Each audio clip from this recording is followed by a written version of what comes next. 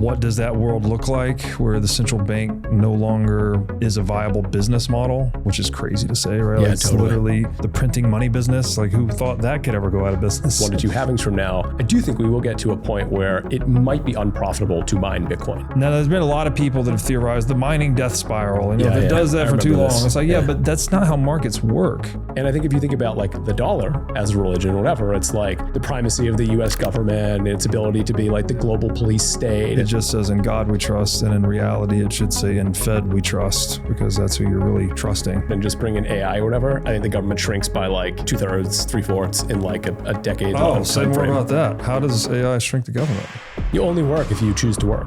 That creates a bunch of weird social contract problems. I know. I feel like UBI is in there too somewhere. Totally. Okay. So many things just become free, effectively. Okay. Because the marginal cost to produce it is effectively zero. Okay. Were you at Coinbase when Balaji was there? Just after. Gotcha. Very cool.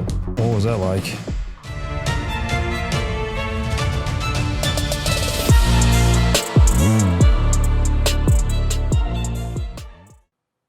Welcome. Awesome to be here, man. Really excited to chat. Yeah, I appreciate you having the long pre-powwow with me. A lot of things to think through about this conversation, but I think a natural place to begin is just trying to put some useful, intelligent words around this spectrum that's often talked about in Bitcoin/crypto world, which is centralization versus decentralization.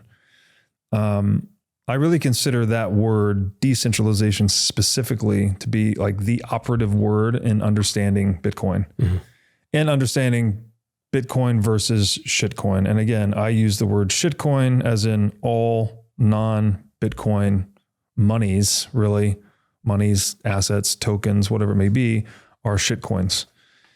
US dollars are shitcoins, right? I was going to say silver. Yeah. Doesn't even need to be a crypto asset per se. It's basically anything that's trying to be money or is used as money that is not Bitcoin. I will give the exception to gold, right? Gold is like analog Bitcoin, or Bitcoin is digital gold, whichever way you want to look at it. That we get sort of this winner take all network effect in money. So you end up with one gold, you end up with one digital gold. So based on that position, and it's not necessarily derisive, so it sounds bad, shit coin, like they're shitty, but it's just saying like everything, what did JP Morgan say 100 years ago? Gold is money, everything else is credit. I like that. So it's like, it's that sort of viewpoint that the money is valued based on the breadth and depth of its market. Totally. Right? That's the point of money, is to have more trading partners to satisfy your wants with less trades, right? You can just trade out of whatever the thing you have into money, and then from money into the thing you want, right? The least number of hops. So obviously the larger the network, the more advantageous that is to each network participant. Totally. So you get a winner take all effect, basically, in so few words. So gold is decentralized, Bitcoin is decentralized. I don't think anything else, either in the analog or digital domain, is decentralized. Now, I know this is a spectrum, not a binary, but nothing is as decentralized as gold in analog space. Nothing is as decentralized as Bitcoin in digital space. Totally. How do we then look at the spectrum, quantifying and qualifying the differences and the gradations between centralization and decentralization?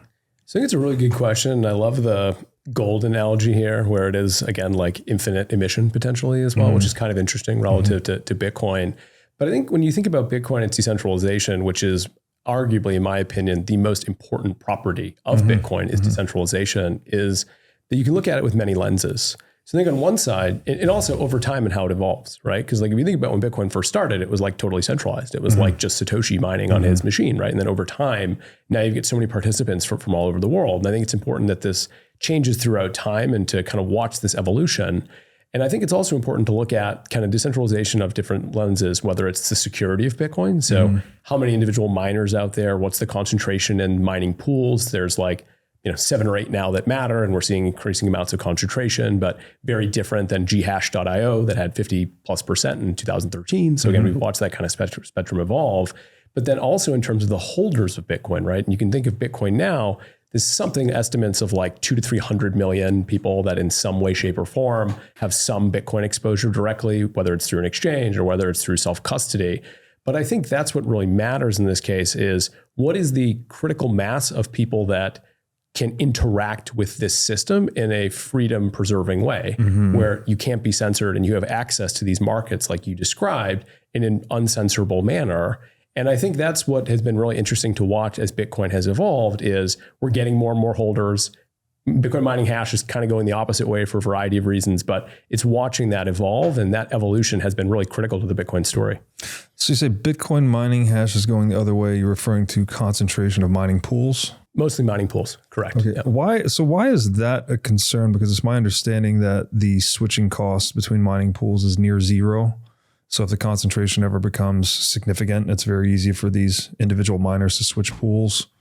So it is, I wouldn't say it's zero, but it's like close to zero for the most part. But I think when I think about concentration, I really think about it in relation to the security budget of Bitcoin, which 4 to 8 years from now, like I guess now it's like 7 years from now, something like that, like around that 1 to 2 halvings from now, I do think we will get to a point where it might be unprofitable to mine Bitcoin. And what I think it becomes interesting there is who becomes the kind of miner of last resort in that case, where these are very rational, perfectly competitive actors.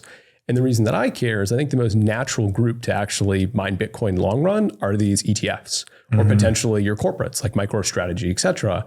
I don't think that's a bad outcome, but I think depending on how concentrated that gets, that really changes what the Bitcoin security model looks like, where these people are actually now mining at a loss because they're subsidized from ETF fees or other things. But I think that really does change the decentralization of what that looks like. And I think that's a kind of a strange thing to kind of think about, but I try to think about Bitcoin not just today, but also on like a near and longer term horizon. And I think that's a world where Bitcoin becomes less decentralized. Arguable, depending on kind of your use of Bitcoin, whether that's bad or not. But I think it is something to be mindful of. Okay, so you have concerns then about Bitcoin mining becoming less decentralized because of these other financial vehicles and instruments that are now containing Bitcoin so that you get incentives from, say, Wall Street to mine at a loss and these other things. But does that, so because it's unprofitable to mine though, like is kind of the key factor there. Seems to be, that's a dynamic point, obviously, right? It depends on your capital expenditures, your operational expenditures, cost of electricity, obviously heavily. Yeah. So in the event that mining becomes unprofitable, those miners go offline, but then mining is just then shifting to the most conducive conditions in terms of CapEx and OpEx for mining. So I don't know, how does that compromise Bitcoin's decentralization or security? I feel like it can obviously cause it to reconfigure itself, but that seems like a feature, not a bug to me.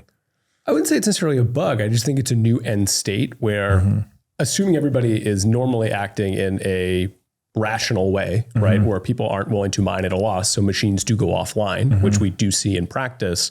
Do we get to a state where the only folks that can mine profitably, because there's so little activity on the Bitcoin network, et cetera, that it just becomes these centralized actors? And I think that's just a different state for us to think through. But I think we as Bitcoin, again, should use the network more, should help generate transaction fees, should be interested in other things that drive up Bitcoin transaction fees, because that will help keep this as decentralized as possible from the security standpoint that I would argue is critical to what our understanding of Bitcoin is. Yeah, I don't know if I share that concern. I feel like you might, if you got some subsidized, air quotes, not necessarily subsidized, but sort of pseudo subsidized, in that the ETFs are generating certain fees and they have an invested interest to go out and mine Bitcoin, and they can do it, at a slightly better cost because of that subsidy than just standard rational miners. Well, then you just put some slight downward pressure on what that point of profitable mining is, right? So maybe you have a few miners going offline that otherwise wouldn't, but you still have a large cohort of miners beneath that point that are still mining profitably, right? They'll be in cheaper energy locations or more favorable jurisdictions. It depends on how extreme the circumstances get, I think is the way to think about it. So let's talk about that then. How extreme, in your view, could that get? So we've got, at the 2 halvings from now, the block rewards in Bitcoin are very low, right? And I think as we get closer to that, that will put extreme pressure unless we get more or less like a parabolic rise in Bitcoin price, which has really taken place over the last several halvings, right? Like we've always outpaced it. And I think that's one of the beautiful parts about the halving cycle is perfect economic scarcity, very easy to understand the monetary policy of Bitcoin and why kind of this all works. And that's kind of the other way that you can essentially just grow your way out of it, right? And I think that's fine. And that could kind of forestall that. I think if for any number of reasons, we don't get kind of that parabolic increase, let's just say we stay kind of around the spot we're at today, it's going to be very difficult to mine profitably. And that's kind of more what I'm concerned about, because I haven't seen anything that is really driving up Bitcoin transactions in any way, shape, or form. Like you've actually seen several mining pools that are now essentially mining like zero, like zero fee transfers, more or less, right? So I think that's just something to be aware of. But the reason I bring it up is really just in terms of this decentralization, where it's like, what do you think are threats to Bitcoin long-term potentially? It's like anything that helps to centralize that, I think is something that we want to do as Bitcoiners to try to prevent that from happening as much as we can. Yeah, I guess my view is that the pattern that has persisted historically will continue to persist, because even if there's no net new demand for Bitcoin and you go through a halving, you've still cut the natural selling pressure on it by half, right? So all the production costs in the form of the hash rate is now going into fewer coins being produced.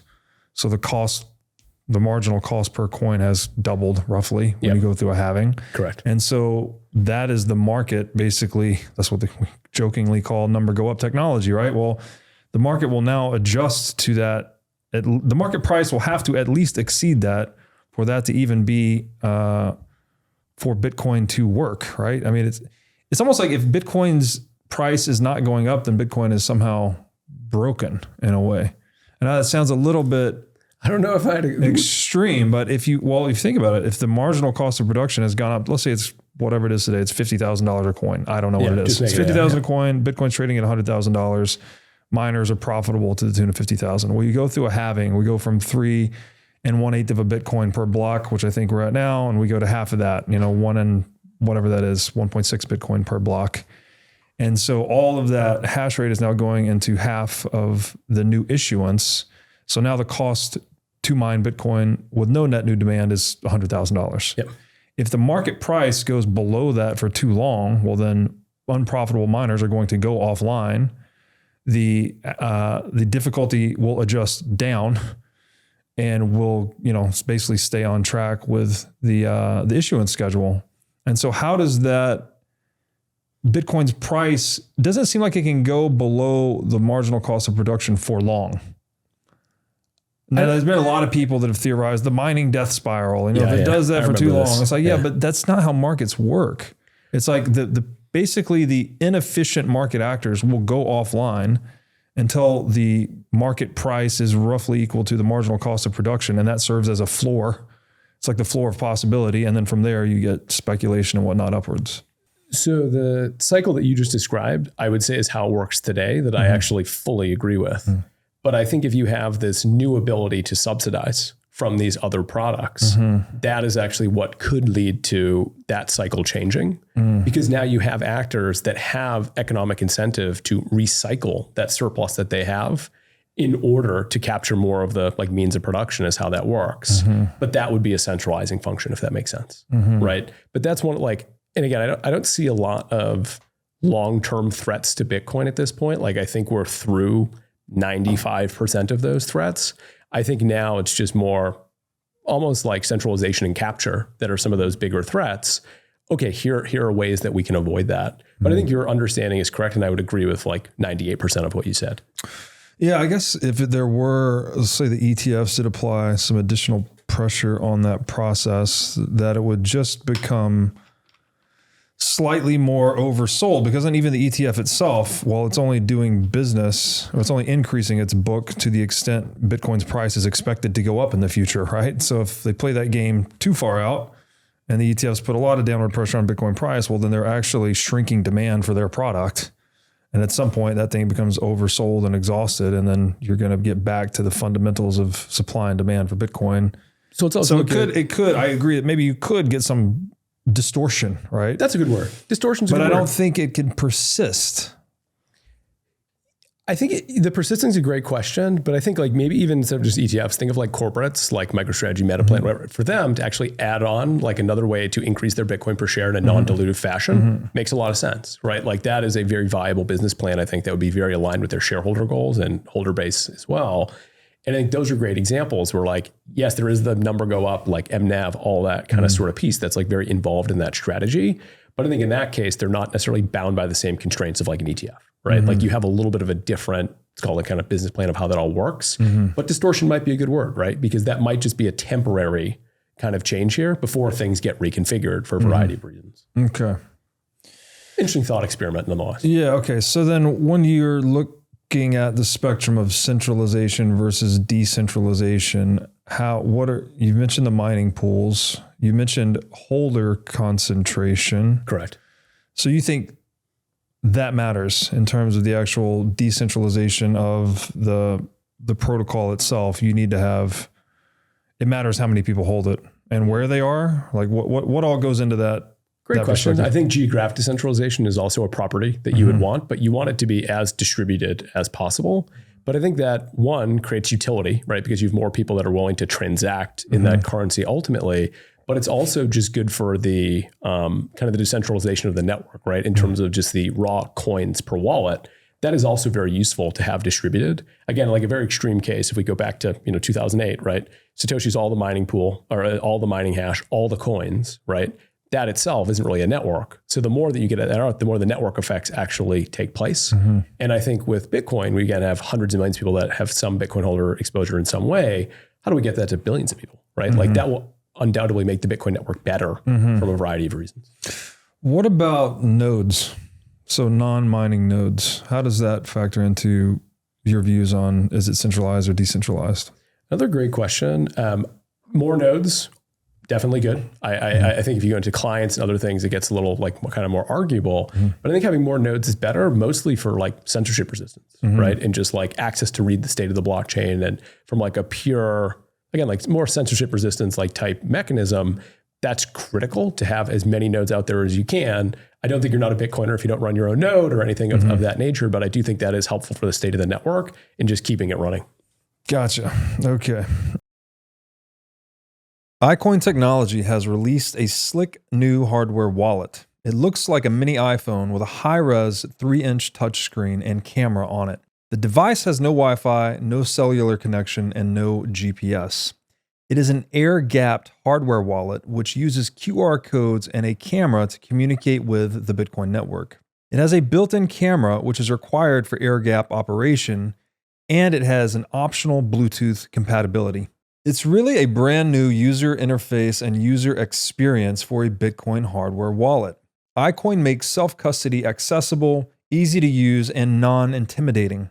It even comes with an optional custom iCoin thermal printer, so you can print out the private key and its associated QR code when you're setting up the wallet. This makes setup quick and simple. Also, it is easy to restore the wallet just by reading the seed phrase QR code with the wallet camera. And as we always talk about on this show, the only way you can truly own your Bitcoin is by having it in self-custody. So you need a device like the iCoin wallet to truly own your Bitcoin. So go to iCointechnology.com/breedlove today for 30% off the purchase of this sleek new hardware wallet. Again, that's iCointechnology.com/breedlove. If you're anything like me, you understand that Bitcoin is something we can use every day to connect, to collaborate, and to build stronger, freer communities. As true Bitcoiners, you all know we are each responsible for onboarding more Bitcoiners. That's why I chose to partner with Cowbolt, an expense splitting app that settles in Bitcoin. It can be as simple as splitting a dinner bill. Your friend covers dinner and you reimburse them, but you send it back to him in Bitcoin. Now your friend has their first sats. And as I always say, where your money goes, the mind follows. By using Cowbolt to get Bitcoin into the hands of your friends and family, you can help us orange pill the world. Cowbolt is built to let you split costs, share expenses, and settle instantly, while always keeping full control of your keys. Cowbolt is simple, social, non-custodial, exactly how Bitcoin was meant to be used. If you're serious about Bitcoin, it's time to act like it. Download Cowbolt today on iOS or Android. To learn more, go to cowbolt.com. Again, that's Cowbolt, COWBOLT.com. So let's talk about what Bitcoin is not. So I think we agree it's the most decentralized crypto asset for sure. By far, yeah. It'd be more difficult to compare it to gold, but let's just stick with crypto assets. It's definitely the most decentralized crypto asset, but it is not a Turing complete platform language. I don't know what word to use here. Can we talk about what that means? What is Turing completeness? Why does Bitcoin lack it? And what is the need for it? So Turing completeness generally refers to the ability to perform any arbitrary calculation. And if you can perform any arbitrary calculation, you can create more or less any program. Like general purpose computer. Exactly. And it gives you the full Boolean logic, like it gives you the ability to arbitrarily define programs based on calculations, right? Bitcoin script itself is extremely limited. And this is not only like, how do you keep Bitcoin like very simple and safe and secure and all that, but also part of Satoshi's own concerns at the very beginning, because there were original opcodes that were added that were since removed, like multiply and cat and a few of these others. But that's also some of the beauty of Bitcoin, right? Is it's very simple, easy to understand, and it's been very useful of the security model of Bitcoin as well, because you don't have to worry about arbitrarily complex things. It can all be boiled down to a very simple, limited set of instructions. Minimal attack surface. Very minimal. And that's been very useful for Bitcoin. And I feel like I'm actually of the camp of like, I think we will need Bitcoin to evolve, particularly in quantum and a few other things as time goes on. But I want Bitcoin's security surface to be as simple as possible, because I think that's a lot of the beauty of Bitcoin. But as a result, we've had kind of very limited expressivity. And then we've had some upgrades like Taproot and SegWit and a few others over time that have actually enabled things that we didn't quite expect, right? A good example of that would be the whole ordinals trend, right? Where it was like, no one really thought the whole envelope type thing would be used for this purpose. But then it became really interesting for BRC20s and other, like a bunch of other pieces kind of came out of that. Can you talk about the envelope thing or linger on that for a minute? I'm not sure. I'm familiar with BRC20s. These are fungible sats. Yeah, pretty much. Less. Yeah. What is the envelope though? So I'm trying to remember. I think it was either Robin Linus or another one of these like kind of Bitcoin programmability, like people that push all this stuff forward. Might have been Domo. I can't remember exactly who it was. But essentially what they figured out was like, as part of this Taproot transaction, if you write if false, more or less, it gave you more surface area to go do other things in this Bitcoin block is kind of the way to think about it at like a very high level. But that's what I mean about this like very limited surface. And then we might have ways to add in a little bit, but it's still controlled. And that's where we got to BRC20s and a few of these things that were more expressive than we originally thought were possible on Bitcoin is kind of the way to think about it. But I think what that showed us was, yes, Bitcoin is very limited in what it does today, and that's beautiful in a lot of ways, but people have demand, at least some subset of Bitcoiners, to do more with their Bitcoin. Whether that's tokens, whether that's NFTs, whether that's stablecoins, like you name it. But that's really what Bitcoin is kind of currently running up against, right? Is like, there's a lot of people that just want to remain digital gold, and that's a totally valid viewpoint and stance. But there's some people that want to go do more things with their Bitcoin in a more expressive way. And that's where maybe things like Turing completeness become interesting for Bitcoiners. Okay. Well, so Bitcoin's definitely making all of the trade-offs for security, basically, right? It needs to be the most secure, unshakable thing. But that comes with trade-offs like expressivity. Correct. You're using, okay, can't be Turing complete, can't do whatever these other programs are. So then all right.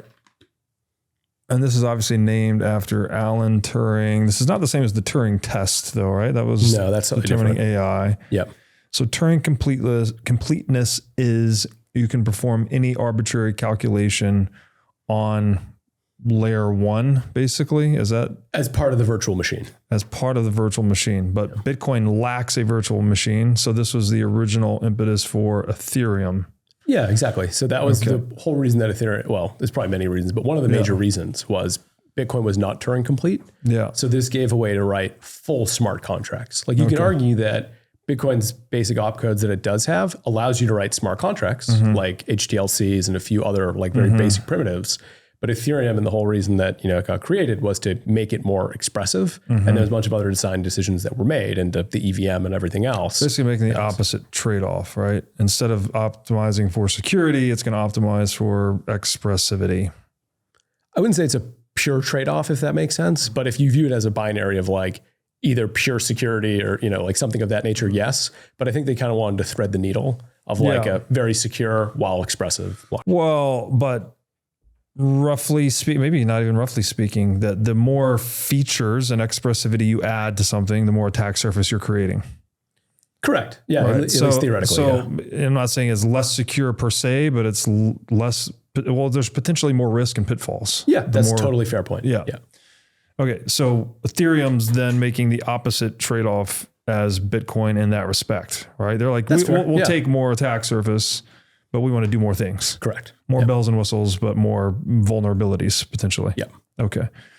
What things Ethereum's been around for a while now. What, 2000? Yeah, about 12 years. 12? Almost. Okay. Yeah. So what other things has it created that have established product market fit? Like, my admittedly pessimistic, and I say this as someone, Ethereum was what got me into crypto initially. Like, interesting. They were marketing themselves as a smart contract platform. I started going down the smart contracts rabbit hole. I got to the work of Nick Szabo, who wrote about smart contracts in the late 90s. And I was like, oh, this is super interesting.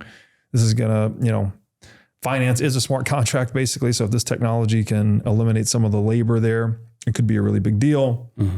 Gets me into crypto. But then ultimately the more I'm studying these things, the more I become Bitcoin maximalist according to most people, although I like to self-identify as a freedom maximalist.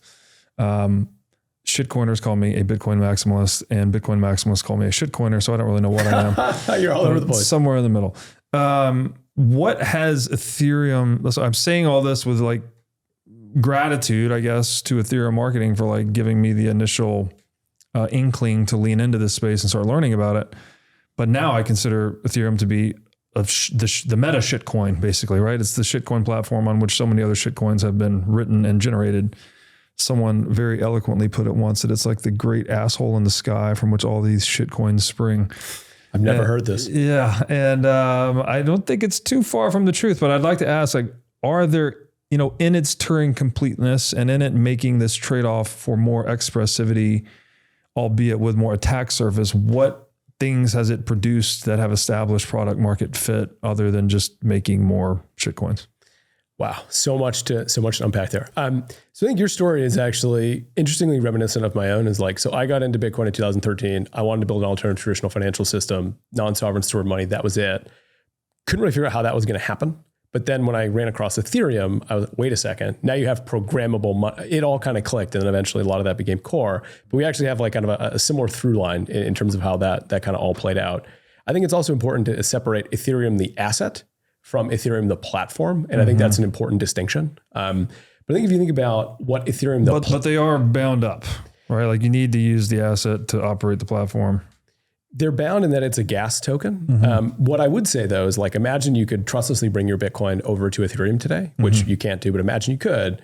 I'd argue that most Bitcoiners would want to use Ethereum because they view it as a lesser asset than Bitcoin because they'd want to spend that. No one ever wants to spend their Bitcoin. Sure. So like, I think there is like some symbiosis between those, but I'd say in terms of like kind of going down the Nick Szabo, like kind of classic, like cypherpunk ethos, what Ethereum gave us was the ability to to create any arbitrarily complex smart contract. And I think that is extremely powerful. And the most key smart contract is also like the simplest one that we have today, which is just stablecoins. Like stablecoins have been so powerful for freedom people like ourselves, where the vast majority of the world just wants to hold US dollars. I would argue they should be holding Bitcoin, but let's just say that's massive, right? Like if you have a currency that devalues against the dollar, potentially 5 to 10%, that's insane. Just being able to hold dollars in a bank account is massive.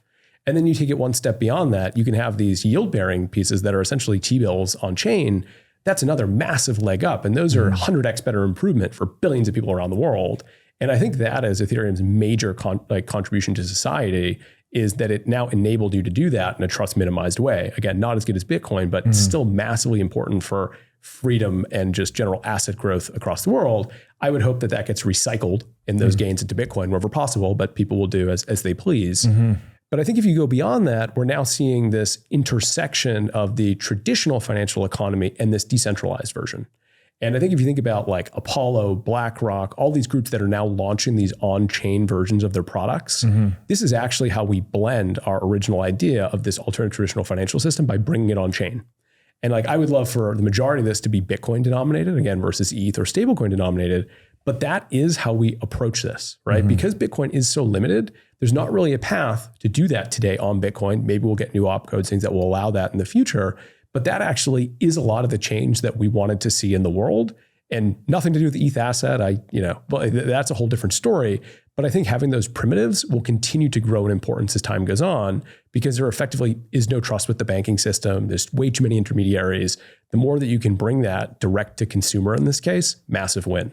Okay, so stable coins being a crypto coin that's pegged to a fiat currency, typically the dollar, right, is the killer app of Ethereum? I'd argue that is, yeah, for sure. Okay, and then what are the advantages? What are the advantages? I think I know the answer to this question, but it's probably worth lingering on for a moment. What are the advantages of a stable coin versus just dollars in the bank? So vast majority of people in the world can't just hold dollars in a bank. So like if you think about Argentina, many places in Africa, like kind of the entire global south, if you really want to go through that, you can't just hold dollars for the most part. Like it either, the moment it goes into your account, gets kind of confiscated, or it goes into a different place, gets automatically converted into your local fiat, you name it. So just being able to have sovereignty over those dollars, enormous. Then you go into transaction fees, and the ability to actually globally transact in pennies is enormous. Like one of the big things that got me into Bitcoin again way back in the day was remittances. Right, the whole idea was you were going to remit money back in your home country in Bitcoin, and that was going to be like this huge intermediary. Never really became a thing. There was a bunch of like graveyards of startups that like kind of tried that. But now with stable coins, you don't have to worry about the volatility. It's very easy. It's pennies on the dollar. But I think the other kind of killer piece now is the ability to earn yield. And just for so many people, like there isn't interesting yield opportunities for folks in their native financial system. Look at Japan, right? It's like the most yield starved group in the entire world. And they can get dollars in a different way that maybe Argentina can, et cetera. But now you can actually have stable coins. You can go put it into whatever yield bearing protocol you have. And now you can kind of have an alternative to your initial or your local stock market that hasn't really moved since 1989. Correct. So non-US citizens having access to dollars and or US Treasury yield would be the killer app of Ethereum. So far. Okay. I guess I would agree with that.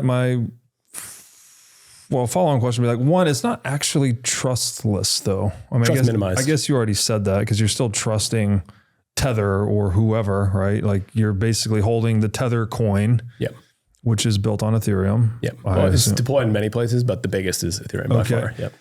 And then you're just trusting Tether, the organization, to be holding dollars and or treasuries to back up what they say they're holding on your behalf. Correct. Basically. So there's still, you haven't really, I don't know if you've minimized trust. You've shifted it from legacy financial infrastructure into this neo crypto financial infrastructure. I'd say you minimize it in terms of settlement between counterparties, but there's still definitely a trusted centralized source in the middle. Yeah. And they're still like validating themselves through traditional audits. Correct. Yep. Right. It's not like all of Tether's assets are somehow verified on chain. It's like they still have a big four accounting firm coming in saying, yeah, they have what they say they have. Yeah. So you haven't, I don't, like I hear you. It's like, yes, the guy in Japan that wants US treasuries, he can do that a lot more easily now than he could in fiat rails. Well, it's probably not impossible in fiat rails. So the access thing is there, but I don't know that it's more trust minimized. Well, I'd say it's trust minimized in terms of like P2P settlement or like goods and change. And like, oh, you mean when you go to sell the Tether token? Correct. Or if you and I want to exchange in commerce, right? Like you still have Tether that's acting as like a, non-sovereign central bank as part of that. And you still have to trust Tether to actually have the Bitcoin, the treasuries, all that's backing it. So I totally agree. You haven't removed that, but in terms of settlement or for commerce, now that's trust minimized. Okay, interesting. Forget multivitamins and other supplements. Animal organs are the most nutrient-dense foods on the planet. You can get 100 times more nutrients from organs than you can from muscle meats. But the problem with eating organs is that they are difficult to find in stores, they are difficult to prepare, and even when they are prepared well, they often don't taste great. Thankfully, Heart and Soil Supplements has made consuming organ meats so much easier by providing powderized organs in capsule form. Organ meats include everything your body needs to thrive: vitamins, minerals, peptides, proteins, and growth factors. This is why organ meats were the most prized foods for our ancestors. Fortunately for us, Heart and Soil makes these treasured foods easily accessible. So go to heartandsoil.co today and use discount code BREEDLOVE to get started on your journey to optimal health and vitality. Again, that's heartandsoil.co, discount code BREEDLOVE. What if I told you that you could lower your tax bill and stack Bitcoin at the same time? Well, by mining Bitcoin with Blockware, you can. New guidelines from the Big Beautiful Bill allow American Bitcoin miners to write off 100% of their mining hardware investment in a single year. That's right, a 100% write-off. So if you had $100,000 of income or capital gains, you could write off that entire amount by investing it in Bitcoin mining hardware. Blockware's mining as a service allows you to start mining Bitcoin right now with minimal effort. Blockware handles everything from securing the miners to sourcing low-cost energy to configuring the mining pool. They do it all. You can stack Bitcoin at a discount every day and save big when tax season comes. So you can get started today by going to mining.blockwaresolutions.com/breedlove. Again, that's mining.blockwaresolutions.com/breedlove. What about Tether now coming to the Lightning Network, which is on top of Bitcoin? Does that obviate and I guess, well, prior to that question, did you need an EVM to do that? Did you need Turing Completeness to do stablecoins on Ethereum? Would be the first question. And then the second question is, what about, because actually no, because if Tether's on Lightning Network and Lightning Network is not Turing Complete, then you didn't actually need that. So I guess I answered the first question. Yes and no, I would say. I would say to do, for any of like the composable use cases of it, yes, you would need that. So think like T-bills or other, like as soon as you want to get beyond just pure payment, then yes, you do need some of that. The second question around the Lightning Network is actually a very interesting one because, okay, if I can now do Tether-based settlement over Bitcoin in one of these channels, that payments use case, I would argue that you're now, minus the network effect components, because Lightning has different network effect problems, you actually now are getting to settlement that is now trust minimized and in a very different way, or trustless, I guess, because Lightning Network. That is a vast improvement in my mind. So the question is like, okay, what can you take over here and eventually bring back over into better trust assumptions? Yeah. We should always strive to go do that. Lightning in itself is kind of having a little bit of a resurgence right now. And that's exciting to me as a Bitcoiner. I still think the fact that most of Lightning is custodial is a real problem because the only groups that can really do Lightning channels are Block, Coinbase, et cetera. And like that kind of defeats the purpose to a degree. But I think they'll continue to improve and get better as time goes on. Okay, well, custodial, but you can run your own Lightning node and then it's not really custodial. I mean, you're trusting the smart contract at that point, but you're not trusting a custodian, correct? Not a custodian, but the network of nodes is like overwhelmingly custodial partners today. Right. But you have the option to run your own Lightning node. You could always spin up your own channel. Yeah. And then you would just be responsible for the collateral that goes into that channel and kind of the peering over. Right. So yes, you could always do that. But the odds that you like to actually traverse it and to go through, you'd wind up in like custodial at some point. But I do agree with you that in terms of, could you do that in a non-custodial way? Yeah, 100%. Okay. It's just the most common way to use it today is not that way. Okay. Would then US dollar stablecoin on Lightning Network on Bitcoin be more trust minimized than US dollar stablecoin on Ethereum? Minus the whole, like, in that case, you still have to trust Tether, right? Like that. We're always trusting Tether. Yeah. But I'm saying that part does not go away. Yeah. But I think in the unilateral exit point of view, then you have better assumptions because it's part of the Lightning Network or it's the HTLC on both sides. Okay. But like that Tether piece is the biggest piece as part of it. And like, nothing against Tether, but that piece doesn't go away in any of these situations. Right. Okay. So the trust better settlement guarantees. Trust assumptions are better on the Lightning Network because you're in this bilateral smart contract that is the Lightning Network versus whatever they're doing on Ethereum, I guess, which is, what are they doing on Ethereum? There's smart contracts, but not. You don't need the channel because you're just posting it to the network and the mempool directly. Oh, okay. Okay. And you're not getting, are you inheriting some of the security of Bitcoin when you do the Tether on Lightning Network on Bitcoin? Is that inheriting some of Bitcoin's network security or no? You will, based on the HTLC, right? So like on that HTLC, there's like both people have funded both sides of the channel. Yeah, exactly. The invariant is that like the net settlement always equals to like whatever came into it or whatever. And you have that guaranteed by Bitcoin. And both sides have the option to settle whenever they want. Exactly. So gain theoretically, it's more stable. Exactly. Well, any side can pull the plug at any point in time. Yeah. Okay. Which is not the case in Ethereum. Correct. It's a different model, but in that case, like in the payment use case and that sort of stuff, like you need, I'm trying to think the right way to like articulate this. It's less in terms of like the settlement issues that you'd be concerned about. It's more like what other things I think could you do with it, which would give you the advantages, because the settlement would be better on Lightning based on that guarantee. But you don't have the ability on Lightning to then go take that tether and go put it into like a borrow lend protocol or do something else, right? So back to the expressivity and attack surface trade-off. Exactly. Basically. Yeah. Exactly. Okay. So if the trust assumptions are better with a stablecoin built on Lightning, would you expect that the market would go that way over time? I mean, assuming there were, I guess, all other things being equal. I don't know what other things would be. The fees, the ease of use, other impediments or accelerants to adoption. If all of those things are sort of ceteris paribus, is that the right term? Like all other things are equal? I'm actually not sure, but you might be right there. The fancy Latin bullshit word is. Would you expect then the market to shift over towards stablecoins built on Lightning because you're getting better trust assumptions?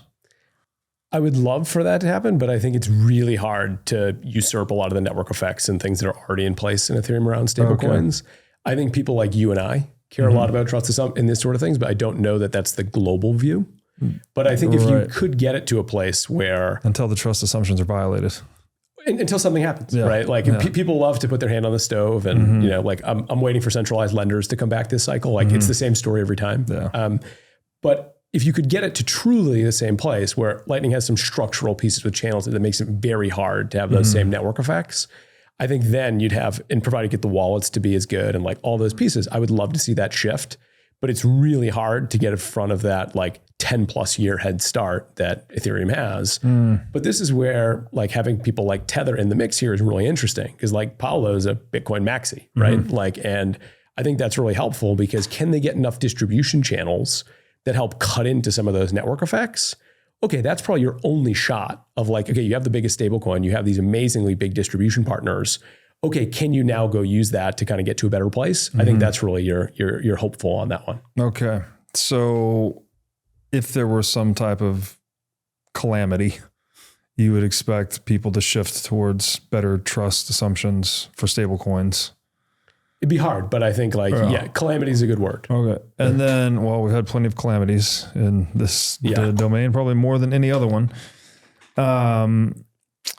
If that were the case, now I guess we're in the hypothetical territory, but if that calamity occurred and then most of the US dollar stablecoin demand shifted onto Lightning Network and Bitcoin, then that would be, I think you said earlier, that was the number one use case for Ethereum EVM. So like, what would it do then? What would its purpose be if it lost the stablecoin use case? So I think I want to quickly disambiguate the payment stablecoin use case, which I think Lightning at some point could potentially have some shot at taking if calamity and other things get in the way. I don't think Lightning will ever be expressive. And I think that expressivity is a massive part of actually like one, reinventing the financial system, but the other use case of stablecoins. Because again, holding stablecoins, hugely valuable, 10 to 100x better improvement for people. But the thing, once you start to have stablecoins and you're not just using them to pay your bills and you actually have a balance, then you want to go put it to work. So let's talk about those things, putting it to work. You already said borrow, lend. Yeah. All right. So either borrow against or lend and generate yield on. Yeah. There's also just yield farming. I mean, that's a lot of different things, I suppose. Put it in T-bills. You can put it in alpha strategies. There's all sorts of different ways that you can go kind of put those to work. So what are the other things when you say put it to work? Like what other things are we talking about? And feel free to, comment on the things that I mentioned as well. So I think the borrow lend aspect is like the most skeuomorphic with what we expect with traditional banking, right? It's what does that word mean, skeuomorphic? Looks like the existing world. Okay. So like, remember like your notes app on your iPhone that looked like a notepad? Yes. Skeuomorphic. Got it. Okay. So in this case, you've got dollars, right? Or stable coins, putting those into an Aave or a Euler or something else where now you actually have those dollars returning a rate for you. Looks very much like traditional banking, right? And like, that's one that's very easy for people to go do. Sure. But you can take it into treasury bills that are now kind of more yield bearing from that point of view. Variety of like leverage strategies for those sorts. It depends on how far down the risk curve that you want to go, but you can buy exotic derivatives. Like you can go as far down that spectrum as you want, but you have to get more and more financially sophisticated kind of as you go down that. But this is where I think kind of that replicating and reinventing the financial system is so interesting because you should be able to mimic any of these derivatives is provided there's actually bid and ask on both sides on top of these other protocols. And that's really interesting to me because I think that's actually how we cut into Wall Street's lead on a lot of these different things, but it starts small and it grows over time in terms of use cases. Why does that cut into Wall Street's lead? Just because you're delivering the product more efficiently? And to more people. Okay. Right? Like, I mean, a classic example that like I've used for years is like a lot of folks have like hedge fund stakes, right? Like you have your LP stake in some hedge fund. If you're a big enough client of UBS or Citi or whatever, it's like, okay, you get this amount of money that's sitting there, go borrow against it, lever it up, go do something else. Normal people have no access to those sorts of things, right? But it's like, okay, I actually now, if I've got stable coins or something else, I can put it into some sort of a pool that might be managed by some group, right? To go generate some sort of yield for me. But I now have this LP token that I could potentially leverage and do other pieces, right? And like whether or not everyone should do that is a different story. But I think now you have a much more broad-based access to these, whether they're more exotic things that you traditionally get from a bank. But I don't see why the majority of these like kind of classic OTC use cases that we see with derivatives in Wall Street wouldn't eventually move on chain. And I think that way they broaden themselves up not only to bigger user bases, but also now it's transparent. And if we think about, to use your word, calamity, which I really like, think of 2008 financial crisis, all these sorts of things, like no one really understands where the risk is, or the people that do are very rare. Well, imagine if that becomes transparent. Like one, Wall Street obviously didn't want that as much as they can, but that's good for all participants, right? And I think eventually you'll see more and more of this go on chain and everybody's a winner from that point of view. And so what does that look like with the risk becoming transparent? That's more of these network participants or market actors publishing their financial positions on chain? Like what does that look like when you say risk becomes more transparent? So whether or not this becomes like mandated by governments over time, or it's just something that people do for different purposes, whether it's to like attract new customers or whatever it is. Like a reputation game. Yeah, exactly. Yeah. Great example. I think as more and more of that becomes transparent, you will have more bid from a global participant set if they understand what's actually going on there. There is a privacy problem, to your point of, okay, do I want Robert's bank account to be transparent on chain? Probably not. A variety of different crypto ways to go solve that, right? But I think what you'll see is, okay, I'm doing, I don't know, some securitization of mortgage-backed securities or something else. Here's the provable way to show, here's all the baskets or all the different tranches of mortgages that are on chain. Here's the different, default or whatever, but it's all there. Okay, what group wants to go, kind of buy into what tranche or whatever. But I do think we're not that far from that eventually being something that people do, because you will get cheaper cost of capital. Right? Like there's so many people that are locked out of these markets. And like an example that, we've seen take place, particularly in the US and Canada, you saw this huge wave of money from China that just would do anything for real estate in these areas. Why? It's really hard to go diversify your exposure outside of China. So if you're a group that has baskets of mortgage, like you can see how markets will form around these things, and all parties in theory should wind up better off. But it just comes down to like on what time horizon does that all happen? But I think that's a world we see not that far from now. Okay, so there's a democratization of banking services kind of aspect here, right? So we've often talked about, Bitcoin being used to bank the unbanked. Yep. which is like people that just actually can't get any banking services at all. Yep. 2 billion some odd people, largely in the global South. Yep. But there's another layer to this, and that there's sort of the people that are banked, but they're not getting these premium banking services. Underbanked. Okay. So you think we are going to get an unlock for some of that? In addition to banking the unbanked, we also get additional banking services to the underbanked. Correct. And I think like how I view Bitcoin for the unbanked, it's like your savings account, right? Like it's like put all your wealth in, like that's a great way to go do it. But with some of that, you want to go put it to work, whether that's leverage for stablecoins or whether that's using your Bitcoin directly, that will take place on chain, whether it's on Ethereum or a different smart contract platform. Okay. Interesting. What then do you like, I guess this is a good natural place to talk a little bit about the future of banking. I mean, it's very broad. Maybe we could start with like the future of central banking in a Bitcoinized world. I'm, presupposing here that hyper Bitcoinization does happen. What does that world look like where the central bank no longer is a viable business model, which is crazy to say, right? Like it's literally the printing money business. Like who thought that could ever go out of business? Pre-Bitcoin, you would think that's like the last thing that would ever go out of business. It can't even turn a loss basically because it's literally in the money printing business. But now it definitely faces an existential threat with the rise of Bitcoin. So before we go to banking more broadly, let's just start with that. How do you see the future of central banking in the wake of Bitcoin? Man, such an interesting question. And it's a hard one, I think, to pin down with like any amount of certainty. So like this is one person's viewpoint and that sort of thing. I think, and this will go a little bit into like AI. I don't know your take on AI, but I do think we've made essentially a trade-off in the US over the last 6 months that have said, we need to grow our way out of the system. And there's no other way besides essentially like an AI fueled productivity boom. And I think as part of that, we're going to have a really interesting devaluation that occurs at a pace that we've probably never seen.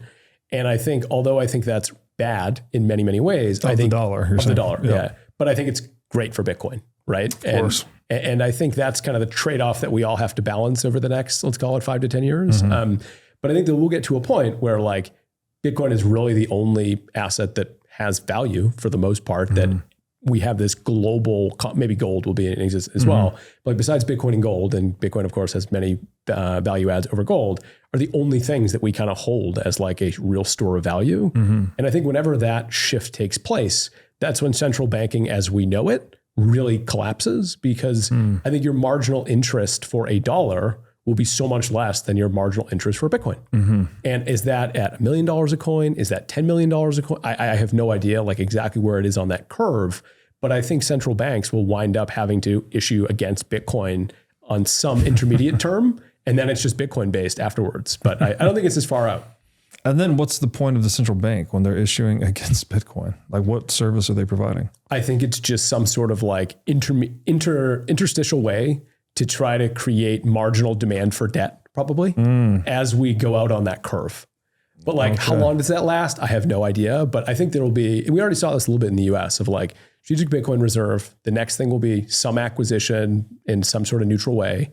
Then you'll go into not neutral ways to go acquire Bitcoin. And then I think that just continues out where at some point we do sovereign Bitcoin bonds and a few other things. Like we'll see that whole trend go out there as like, okay, maybe it has a Bitcoin coupon to start and like, but there's going to be a whole trend here. And I think we'll just kind of watch that go in. But at some point, your central bank really has no use anymore for the most part, other than like maybe trying to deal with inflation but like all those things are all dollar-based problems. So it's like, as that kind of comes out, I don't know when exactly it ends, but there'll be some transition point there.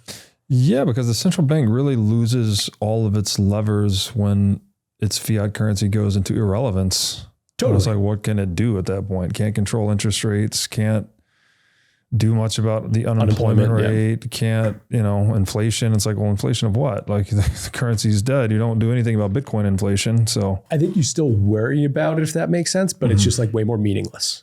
Yeah. Right. Like you still have a role as a central banker, but it's, I don't know what the right word is, hyperinflation, whatever the right rapid devaluation, whatever it is. It's not moving the needle anymore, but you're still trying to create marginal demand for debt in some way. Yeah. So trying to then stock up on some Bitcoin to re-legitimize your insolvent business to sell some more debt, basically, which Probably. is what they're in the business of anyways, right? More or less. Fiat currency's debt, treasuries are debt. Well, obviously they're buying the treasuries, but they're issuing fiat currency. Yeah, at some point. Okay. That's interesting. So then do you subscribe to the idea of hyper-Bitcoinization just wiping out central banks in the long run?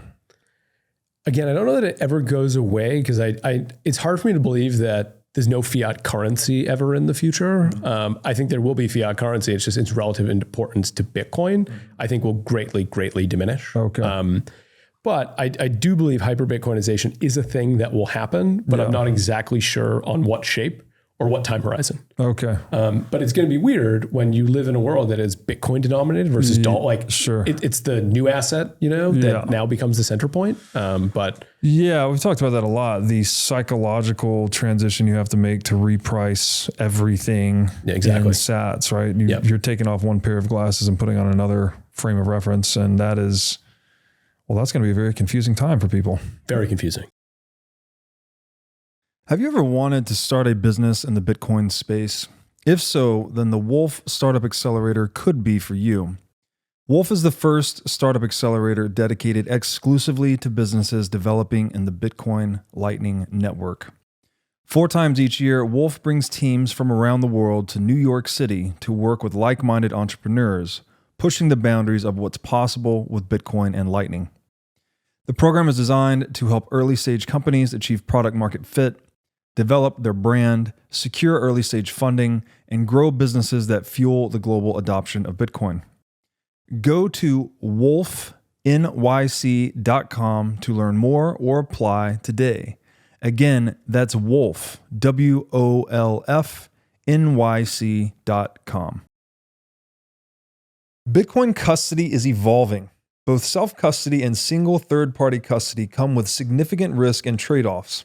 Onramp is pioneering a new standard, multi-institution custody, which eliminates single points of failure, adding fault tolerance and redundancy to your setup. Onramp secures your Bitcoin in a segregated cold storage multi-sig vault guarded by 3 independent institutional-grade custodians, none of which that have unilateral control over your assets. More than just security, Onramp simplifies inheritance and estate planning, ensuring your Bitcoin wealth moves seamlessly to your loved ones without the risk and complexities of self-custody. Easily designate beneficiaries right in the Onramp dashboard, eliminating the need for unreliable treasure maps or other complex key-sharing schemes. You can also avoid the probate process and ensure your heirs receive their Bitcoin securely with legal title transfers designed to keep your wealth intact for generations. As Bitcoin continues to appreciate, Onramp helps you seamlessly access financial services, from inheritance and insurance to trading, loans, IRAs, and more, all without compromising on security. And importantly, the onboarding process is fast and frictionless. I set up my own Onramp account, and it was far easier than dealing with hardware wallets or traditional self-custody setups. The team walked me through everything step by step, making sure I had a secure, reliant setup for my Bitcoin wealth. Secure your generational wealth with confidence. Schedule a consultation with the Onramp team today at onrampbitcoin.com/breedlove. Again, that's onrampbitcoin.com/breedlove. So, all right. So you do subscribe to hyper-Bitcoinization, but maybe not in such an absolute sense that all fiat currencies go away and central banks go away. They just become much smaller, less relevant. Totally. Okay. What about banking more broadly? Historically, banking was in the business of custody when it was gold, and you had to issue a banknote on top of the gold to make it more transactable. And then they were in the business of maturity matching between lenders and borrowers. Do you think those functions will still be provided by banks? But if so, they're going to be different, right? Because it's digital gold, it's not physical gold. So you're not going to need so much of that physical banking activity as you would some digital banking activity. So I think we're starting to see the first waves of the migration of this on-chain. Again, very limited experiments, right? Like Apollo's like $100 billion fund or some enormous fund, right? And they've got like 800 million in T-bills on chain, right? It's like a drop in the bucket, right? Relative to whatever. But we're going to see this wave, I think, really continue over the next, let's call it 3 to 5 years. And you're already seeing like some properties move on chain and like kind of RWA, but that trend, like that train has left the station and we're going to see an enormous amount of this move on chain. And I think that's good from a democratization, transparency, all of those sorts of things. But I think the next wave, not far from that, is why do you need these like global coordinators like banks to be the ones generating all this, right? And I think you'll start to see, again, hard to give an exact time period, but you'll start to see more and more of this become disintermediary, where Robert's fund or whatever is managing a very large, property portfolio. And if you want exposure to it, you do it directly. You don't go through Goldman Sachs private wealth to go put that on, right? And I kind of view that as this spectrum where overall the bank's importance relative over this time period becomes greatly diminished as anybody can go create their own financial products. Okay, yeah. There'll be regulatory capture and like other pieces to go fight, but I think a lot of that will break down over time. Doesn't this fundamentally reconfigure the regulatory landscape as well? Like that you actually have to start having legal frameworks built around these. These are what, more peer-to-peer markets in a way, right? Like instead of issuing your security through some large financial institution, you just can basically just do it on chain or in some digital fashion. I don't know if it would be on chain necessarily, but you almost end up in a situation where you have to reform the laws around property rights to get this to work. So like, what does that look like? So this is like, in my mind, very similar to your analogy of like the different glasses that you put on for sats versus like dollar-based things. I think when I think about regulation, property rights, et cetera, that's going to be a whole new framework. And like what we even saw recently with Paul Atkins, the new SEC commissioner, was, okay, the vast majority of cryptos are not securities. Totally polar opposite of Gensler forever, right? But what I think he did was he opened up for on-chain capital formation. And that's the other massive service of banks is capital formation, right? And I think we're going to start to see more and more of these use cases become more, I'll call it disintermediate versus peer-to-peer, but I think peer-to-peer is another like kind of way to put it. But it's where you don't need these coordinators. You don't need this middleman. And by having that, you get this significantly more ease of access and global capital flows that will come into it. And I think a lot of it will come down to cost of capital long-term. Right. So it's like, okay, why do you use, a bank to IPO a company today? It's like, one, regulation forces you to. Two, they've got this massive book of clients. They can help build the book. Like all those pieces kind of go in there. And if you look at Circle, Figma, all these others, they're leaving huge amounts of money on the table. That's all going to the bank's clients as a result of them, essentially getting in early before the pop and everything else. Well, if you can do that so much more efficiently in 5 or 10 years on chain, that's an easy choice. As long as it's not illegal to go do so, that's what you will go do. And I think you'll just see these use cases break down use case by use case. And that's going to be immensely powerful because, okay, think about it today, just like in an IPO opportunity, right? Being a foreign investor into an IPO, it's essentially impossible, right? Like it's super, super hard. Well, if you could do that now on chain, it's totally democratized and maybe you're willing to accept a capped rate of return or something else, you can see how that forms a market. Yeah. And that becomes powerful very quickly. Really starts to loosen centralized government control on all financial activities and marketplaces, right? So, the reason it's hard to be in, I think you said Japan and invest in a US IPO, well, it's because of all the regulatory blocks. Totally. But what we're describing is a world that would be maybe not free of those regulatory blocks, but at least they would be much more circumventable, if that's even a word. Totally. Like there'd just be ways to get direct access to these capital markets that you couldn't in the legacy format. So are we then saying that the centralized, in addition to the central bank losing a lot of relevance and becoming diminished over time, does that mean centralized government is also becoming less relevant and diminished over time? Hard to say, but I think from like a regulatory point of view, I think so. But like, let me give you one other analogy, like this disintermediation. Think of like Robinhood and like what Robinhood's done to Wall Street, right? It was like, okay, previously to make a trade, you had to pay like $7 or whatever that was. And it was previously 40, like when we were kids, right? And it kind of has come down. Now Robinhood does pre-IPO shares. Right. Previously, you had to have a private banker at, whatever. that will continue. And I think Robinhood will wind up being the vassal, as will Coinbase and a few others, for kind of this more on-chain stuff. But that's just the trend, right? Like that's where all of this goes, is like it just grows progressively more and more to the extremes. Mm-hmm. And I think similarly, you'll see government kind of do a similar place of, if you can get to a spot where you have a substantive framework that kind of covers most of your bad actor use cases. Mm-hmm. And now like the other side of blockchains, which is bad, if you will, is it's like totally observable for the most part. Mm-hmm. So you actually allow governments to reduce their cost of monitoring and enforcement, right? So those actually work hand in hand, where now you don't need to be as heavy handed because you can actually programmatically enforce these things, which again, I'd argue is a bad thing for the most part, but you can see how that all kind of plays into this. Like it's a less important institution, but it still maintains power just in a different way. But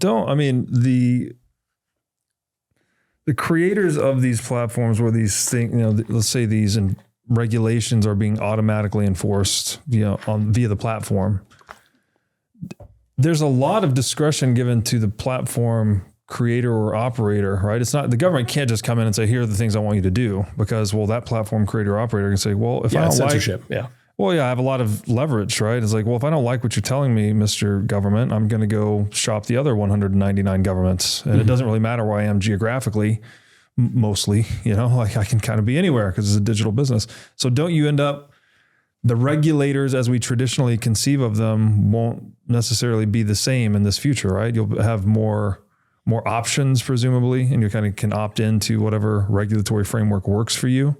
It's a good question. I'd assume that more and more of these things will standardize over time. Like even if we think about crypto, like for a while it was like Malta you'd go to, right? Like you kind of have these jurisdictions and whatever, but I'd argue that a lot of that's pressure from the US and other things that eventually like kind of root those things out. But I think I would also view this as a spectrum of like, initially you're playing by some rules. As long as you don't have to sacrifice too much by going somewhere else, then maybe you would keep finding other frameworks, and it will overall trend towards like minimal intervention, I think, where possible. I guess my view of like what I think this is trying to prevent, imagine like OFAC or like CSAM or like these things that are just like generally viewed as bad or whatever. I think some of those will be just enforced generally. Hopefully not by the protocols themselves, but I think a lot of the applications will enforce them. Yeah. And that will be kind of like the last stitch of government, if you will. Okay. But then if you have an application enforcing these rules that are, unfavorable or even exploitative of the users, won't the users just vote with their their wallet, basically, right? Move off one platform, go on to another that's more... Depends on the network effects and access, I would assume. Okay. So it's still, do you see a trend towards ongoing democratization and prevalence of user choice? Totally. Yeah. But you think that's counterbalanced by network effects, path dependence, all that stuff? There's some limiting factor to it, but I think the general trend will be to that throughout the arc of the next 10, 20 years. Okay. Interesting. What was your background before getting into all of this? Like, where were you pre-Bitcoin and crypto? So pre-Bitcoin and crypto doesn't really exist for me. I was entrepreneur throughout college, and that was really like my first like real job was like building some stuff during college. Found Bitcoin at the same time. Worked as a software engineer at like several Silicon Valley startups before I was like, this is what I want to do with my career for the long term. And that really coincided with the rise of Ethereum, where I went from digital gold to programmable gold. Okay. And that was like, that's kind of when it clicked in the 2017 cycle. It was like, this is what I want to spend my career on. Gotcha. Found my way to Coinbase for 4 years, ran all their money movements engineering. So all the on and off platform fund movements. So think like on platform buy, sell, trade, all the inbound and outbound wallet movements, all that kind of orchestration was all done by me and my team. And then from there went on to go be the initial contributor at Core. Okay. Were you at Coinbase when Balaji was there? Just after. Okay. Yeah. Gotcha. Very cool. What was that like?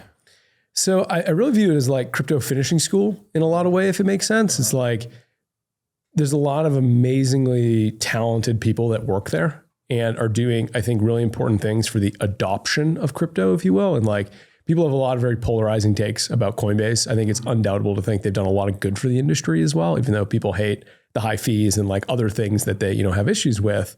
well, even just on the policy front in the last election, like they were very involved and I think did a lot of great stuff. But it was a really great work culture of like trying to work around people who were very much trying to use crypto to shape the world.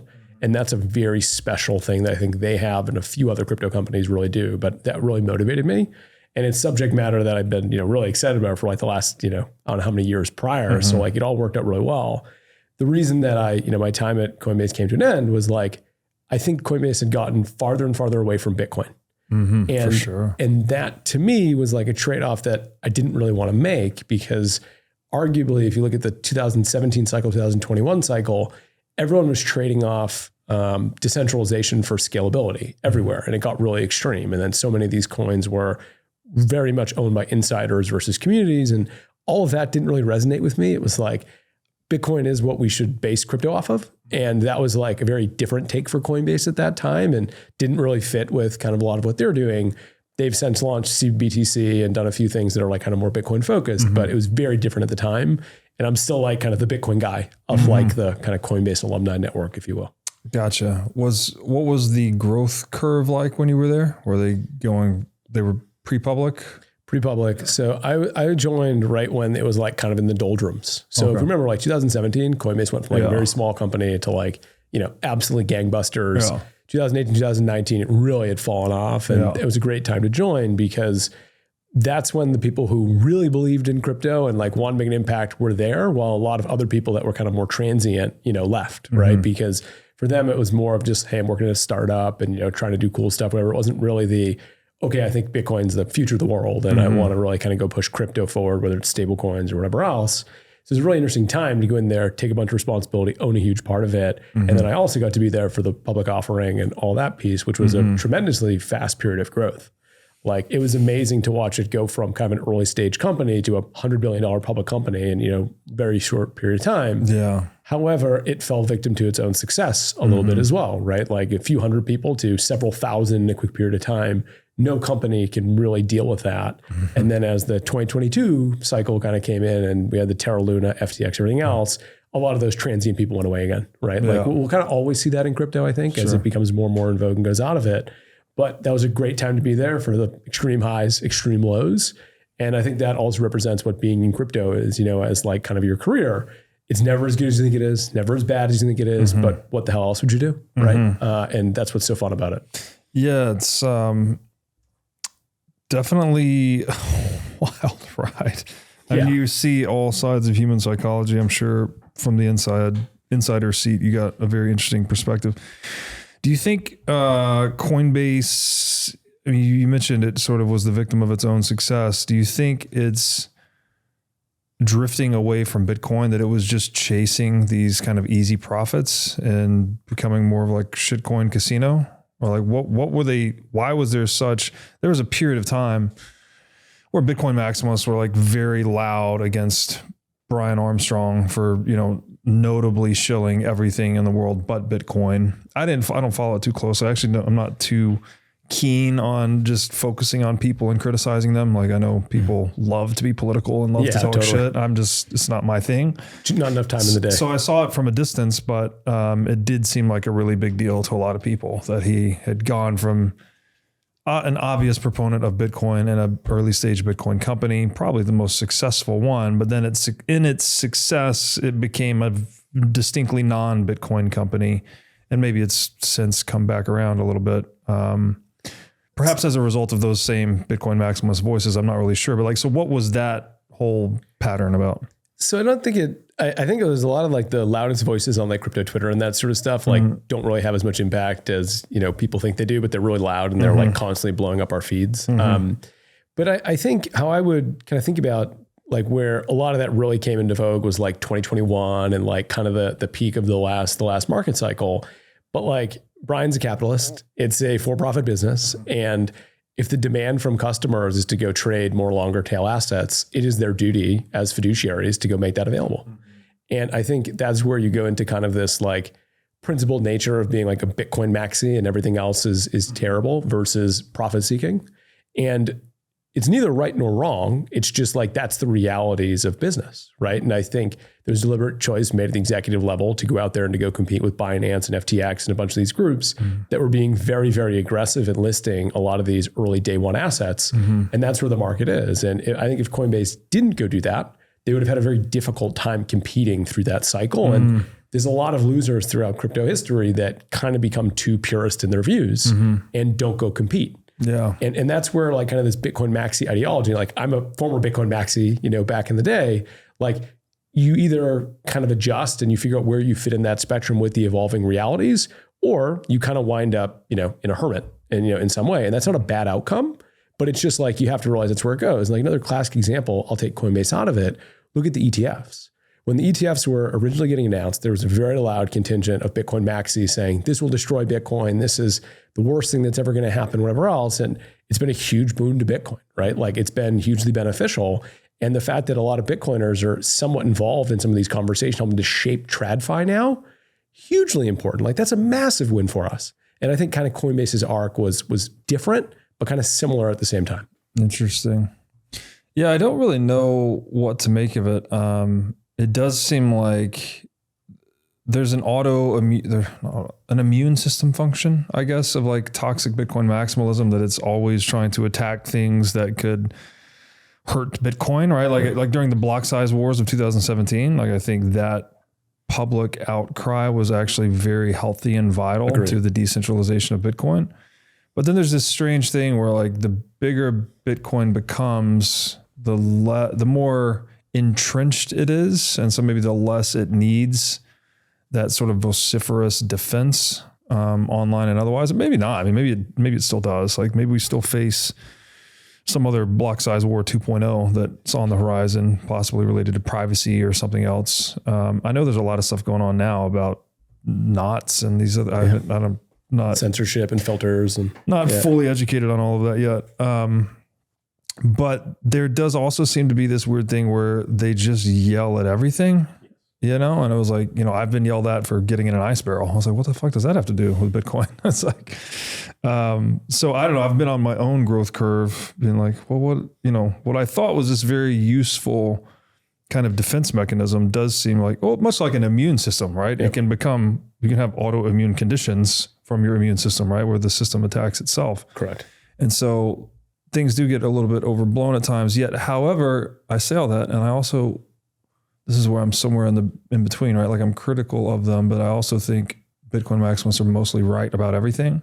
Historically, yeah. Yeah. And so you're like, well, I mean, I don't know. He kind of holds up this standard by which you need to judge things, including yourself.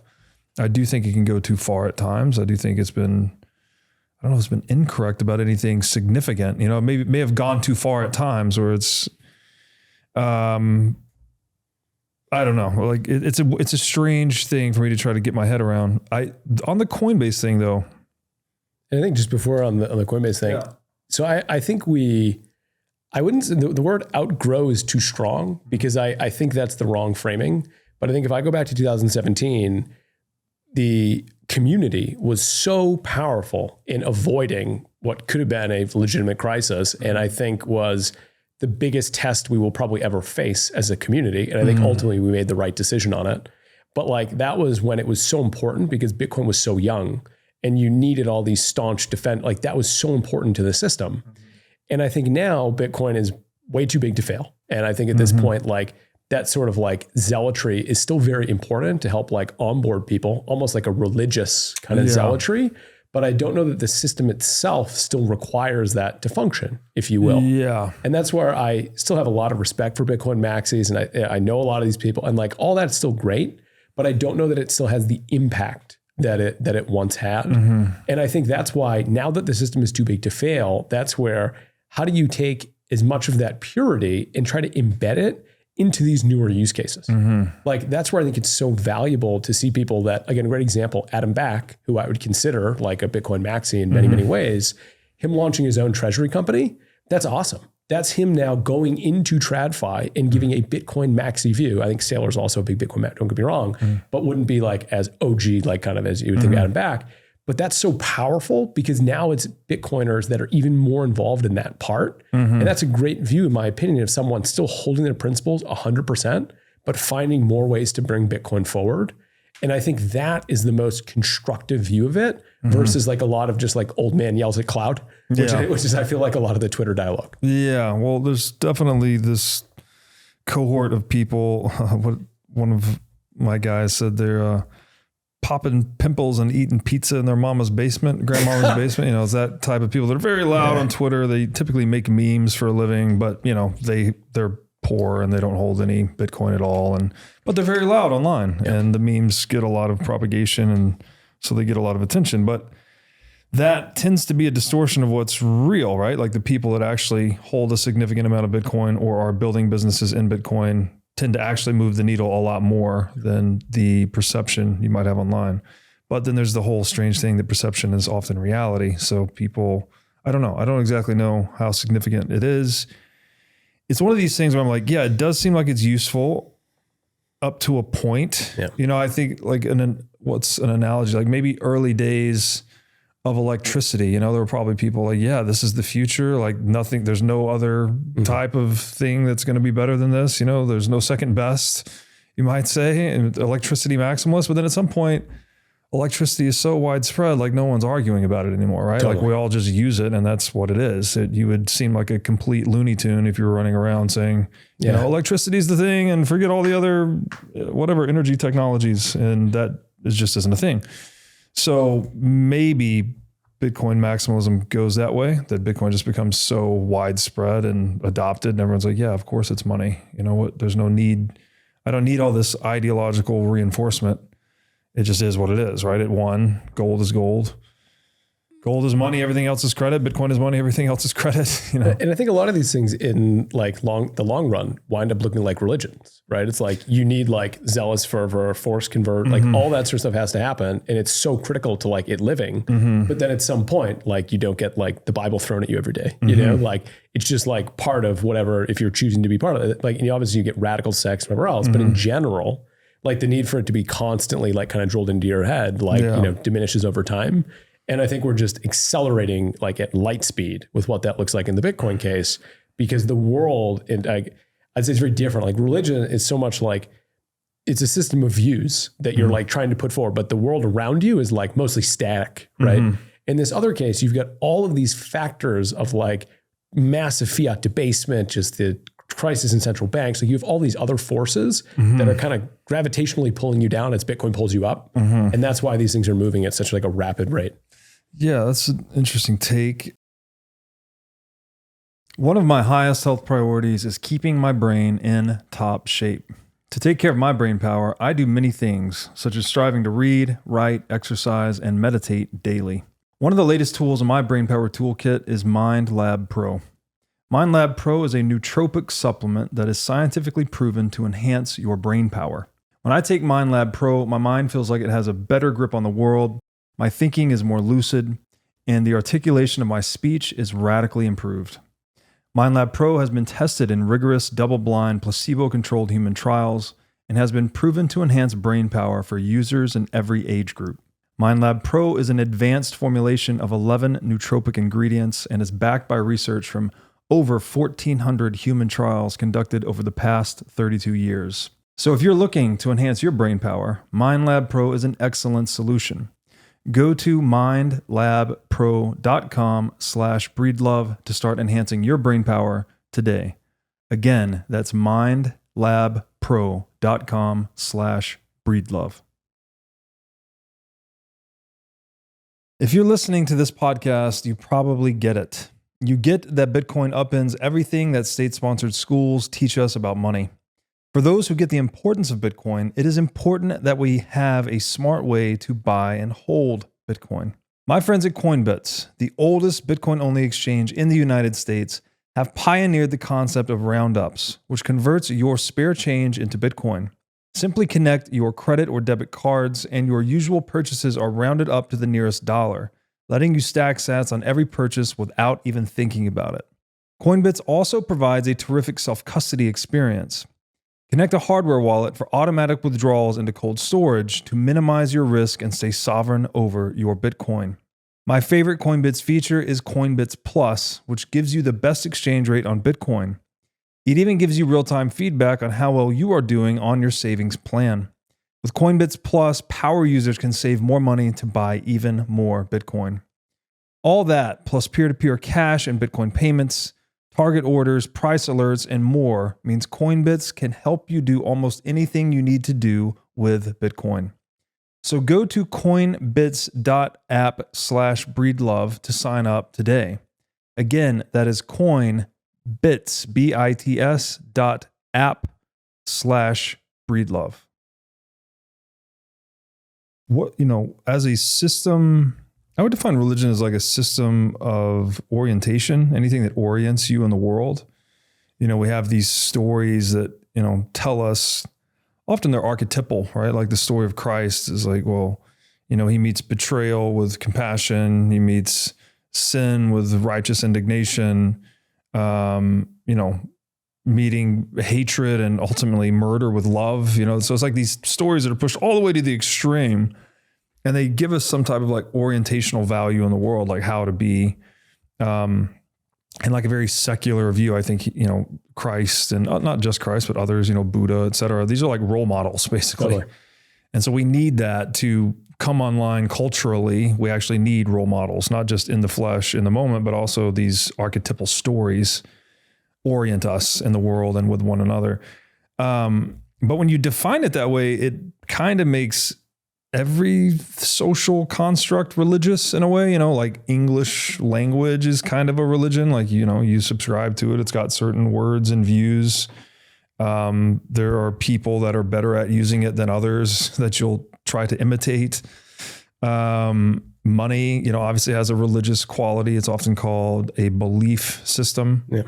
But these things, they're not, the materialist, rationalist, atheist view would be, well, these are just subjective fairy tales that people pick, but it's not exactly true. I think it's especially obvious with money. It's like, well, it's not just purely subjective. It can't be. We can't just all agree that, bananas are money because, well, bananas are terrible money, right? They objectively have very bad monetary properties, right? They're easily reproducible, so you can hyperinflate them quickly. They're not durable, blah, blah, blah, not very portable. So I don't know to take a somewhat of a hard tangent. Like, what is it about money that it has this religious aspect to it, right? That is not, we like to say money's a technology and all of this. It's like, well, okay, sure. In the same way, like English is a technology or mathematics is a technology. Like it's something that we're using cognitively, but it's not exactly a shovel. Totally. So like, sorry, that's kind of a muddled question, but like, what do you think about the social construction aspect of these technologies we call money and language and religion? So I think if I kind of use your definition, which I like to kind of tease out, it's like system of belief, right? Is like some religion. And then there's like some amount of like dispersion that kind of goes into it. And then it ultimately is trying to get you to have some value or some sort of like belief that then kind of impacts kind of your life and that sort of thing in some way at a very, very like meta level. You know what but just to like maybe like try to bring it home a little bit, it's kind of like a trust minimization technology. All right. So religion, morality, obviously morality is kind of an extension of religion traditionally. But like, if I know that, if we're both Christian and both of our families have gone to church together and we share the same beliefs and whatever, it's like, well, then the cost of us establishing trust with one another to go and build a business is way lower. The same is true with money, right? Like if you pay the contract and you pay on time, it's like, I don't need to know your whole backstory. I just need to know you brought the money to the table. And so there's a similarity in this respect that they're useful for minimizing the cost of establishing trust. Yeah. And I think that's like beyond kind of the use of story, and it's to create community, right? And I think what's interesting about kind of the money aspect is it's almost like the physicality of how of these things directly translate, right? It's like, okay, this system of belief leads to my ability to barter, exchange, whatever with these other people. And that's where like kind of the meta aspect of it comes in. And that's why I think money has kind of these like very zealous views, right? Of like kind of what comes into it. And I think if I think about Bitcoin as like a religion, right? It's like, you're proselytizing, or like the community is generally proselytizing around fiat debasement and just like how you need scarcity, provable scarcity, trust minimalization. Like, but that's kind of the system of belief. And then the physicality of it is like Bitcoin. Yeah. Right. And that's how it kind of all interplays. And I think if you think about like the dollar as a religion or whatever, it's like the primacy of the US government, its ability to be like the global police state. And like, but you kind of put that all in, and then how does that directly translate into something you yourself feel? Well, if you're not in the US, it's just the dollar. If you're in the US, it's like the system of laws and the dollar that kind of comes into it. Yeah, that's an interesting, because even on the dollar bill it says "In God We Trust." Exactly. Right? Like they needed to piggyback on the Christian underpinnings of this country to get everyone. Well, first of all, they had to piggyback on gold. Also true, yeah. That's right? how it Like started, it needed to be a derivative of gold to begin with. So it should have probably said "In gold we trust" rather than "In God we trust." But now that it's backed by nothing, it just says "In God we trust." And in reality, it should say "In Fed we trust," because that's who you're really trusting, right? Is the governors of the Fed. I don't know. It's really just, it's one of those kind of meta things that we talk about on the show sometimes. And I find it to be difficult to understand, but interesting at the same time. That totally, it's a brain teaser. Yeah, we're using, it's their languages ultimately, like again, if a language is broadly defined as something like a system that lets us interconnect our minds, like we're doing it with the open source software of English, this whole podcast. We can also do it with languages like mathematics, right? I would say that's a very universal language. It's what has allowed us to construct global commerce and digital technology and, predict the movements of celestial bodies, all these like very objective things.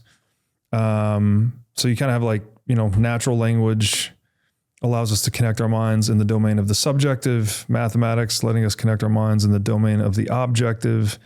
And then money is also a language. Totally. Very universal. Obviously comes in many different forms. And it's somewhere between the two. I was going to say, it's a hybrid. It's neither purely objective nor subjective. It's somewhere in between, which makes it very, very interesting topic for a podcast. Totally. It's a great name for a podcast. Yeah. But I mean, I think to like just disambiguate that one step further, it's right. What do like religions teach you? It's like how to behave, what gets you in trouble, what gets you rewarded. Like all those pieces are like kind of the system of how you interact. And then it's like the kind of economic pieces are essentially dictated by this like mathematics kind of this like objective truth. Yeah. And then that's where it gets so interesting with Bitcoin is like you've actually now for the first time disintermediate from like this hard subjective piece. And now kind of you have this more, digital representation of it. But that's how all of this like kind of again looks so similar to what we've, known and love. But I think that's why this such non-static or non-linear worldview of what's happening is just the reason this is growing so much faster than something like the dollar, right? Yeah. And even if you think about like, let's call it halvings of like currencies throughout time, right? It's like, think of how long the British pound was like reigned supreme. Then you get the dollar, it's been like roughly 100 years, right? And now, but like those trends get shorter and shorter throughout time. And I think it's because these things just accelerate throughout the curve of time. Yeah. Yeah, it is fascinating to look at it that way. It definitely kind of blows the atheist perspective out of the water, because then it's like, well, even atheism is a religion, right? It's like, oh yeah, totally. It's a system of beliefs. Yeah. It's a belief in nothing. Your God is no God, right? I mean, but there's still this central point of agreement, which again, if it's a technology for purposes of establishing a community, as you said, right? A community is it's a point. They're organized under a point of common unity. That's where we get the word community. It has to be organized under some common belief, some shared values, right? Whether that's God or godlessness or money or this or that. It's there's something at the pinnacle of that hierarchy, right? Totally. And so then every social hierarchy is in some way religious or in that way religious. And then Bitcoin's a weird one because, it's so mathematically and scientifically precise, but it also is its own little belief system, right? It's like people organizing themselves in this hierarchy of, I have faith in mathematics and thermodynamics and Darwinian self-preservation, these very scientific invariants. So we're going to build a religion around that. So it's like this weird unity of religion and science in some respects. It's definitely in the middle. Yeah. Like I never thought about it as like a spectrum that way, but it's just purely in the middle. Yes. Right? Yeah. Well, thank you for entertaining me on that tangent. This is weird esoteric things we talk about a lot on the show. And it's cool stuff though. It's good to just vibe about it. Fun to talk about. I did have a question about Coinbase I wanted to go back to though. So in this movement of becoming You know, when I first used Coinbase, it was just Bitcoin, Ethereum, Litecoin, right? That was it. That's all you could do. You could buy them on the app. And then 3 years later, maybe 2 years later, there were like hundreds of shit coins on there. There was like XRP at some point in there, and then it exploded. Yeah. Boom. Now you make a good point. It's like, well, okay, these guys are fiduciaries. They're executives competing in this kind of nascent space. If they don't have a competitive response to Binance at all, then they're probably going to go out of business. So there's this rational capitalist profit-seeking aspect on it. But then there is this other thing too, where a lot of these shitcoins, and I think you would agree to this, a lot of them definitely go into the unethical domain, right? A lot of them were outright scams. I remember one in 2017. It was hilarious. The guy raised some obscene amount of money, $12 million in like 30 minutes, one of these ICOs, right? Yeah. And he had this whole website with the team and the deck and the white paper and all the same built guy. out. Well, one guy built it all. And this is a story. Like, I don't know exactly the guy. Someone was like, hey, check this out. And they, shared the story with me. He had built out this very sophisticated looking crypto project, right? He raised $12 million in 30 minutes via his ICO. Then after the ICO closes, he takes down the web page and replaces it with the number 8, a bunch of equal signs, and a D. I remember this. So a little dick emoji, just completely, that was it. It was like, he just took your 12 million bucks and left you with the dick emoji. So like, obviously unethical, right? Totally. Like clearly, obviously totally unethical. So how do you think about this spectrum? It's like, okay, yeah, you do need to go and compete and, be a profit maximalist, of course, as a capitalist, of course. But in this particular domain that is just saturated with scams, and again, even if they're not outright scams in that way, a lot of them I would say are just, innovation theater might be another term where they say we're going to do decentralize this or decentralize that, decentralized pets.com or whatever. And it's like, they're public companies that are like Series A, right? There's a lot left to get figured out. Yeah. And you're like, well, is that even possible? So, some of these things we're going to decentralize whatever, it's like, well, could you even do, I don't know. Like, it seemed like there was a lot of wishful thinking, to put it nicely. How should a capitalist navigate that territory, right? Like, it does seem like if you just go the Coinbase route and like just list all of them all the time forever, do no due diligence, don't worry about it. That seems like kind of an extreme path. So like, how do we deal with the ethical side of that? Really great question. And let me answer with like a couple different lenses. So Coinbase does, compared to many other exchanges, do a very high amount of due diligence on these projects. Mm-hmm. It might not seem that way, especially as like over time. Well, my friend shared the other day, Fartcoin. Yeah. They got an email from Coinbase. It's like, oh, Fartcoin's now listed. It's like, is this a real business? Like, so what's totally wild is like the SEC is actually saying like these memes that have no expectation of profit, like therefore can't be securities and they're easy to list and whatever. Whether or not people should do that is a different story. But I think what they did in very rare way than most other exchanges, they actually had a process to like kind of review these things or whatever. Up to like once it's there though, then they're not stamping it or whatever. Sure. It's up to you as the consumer to go do your own research. Yeah.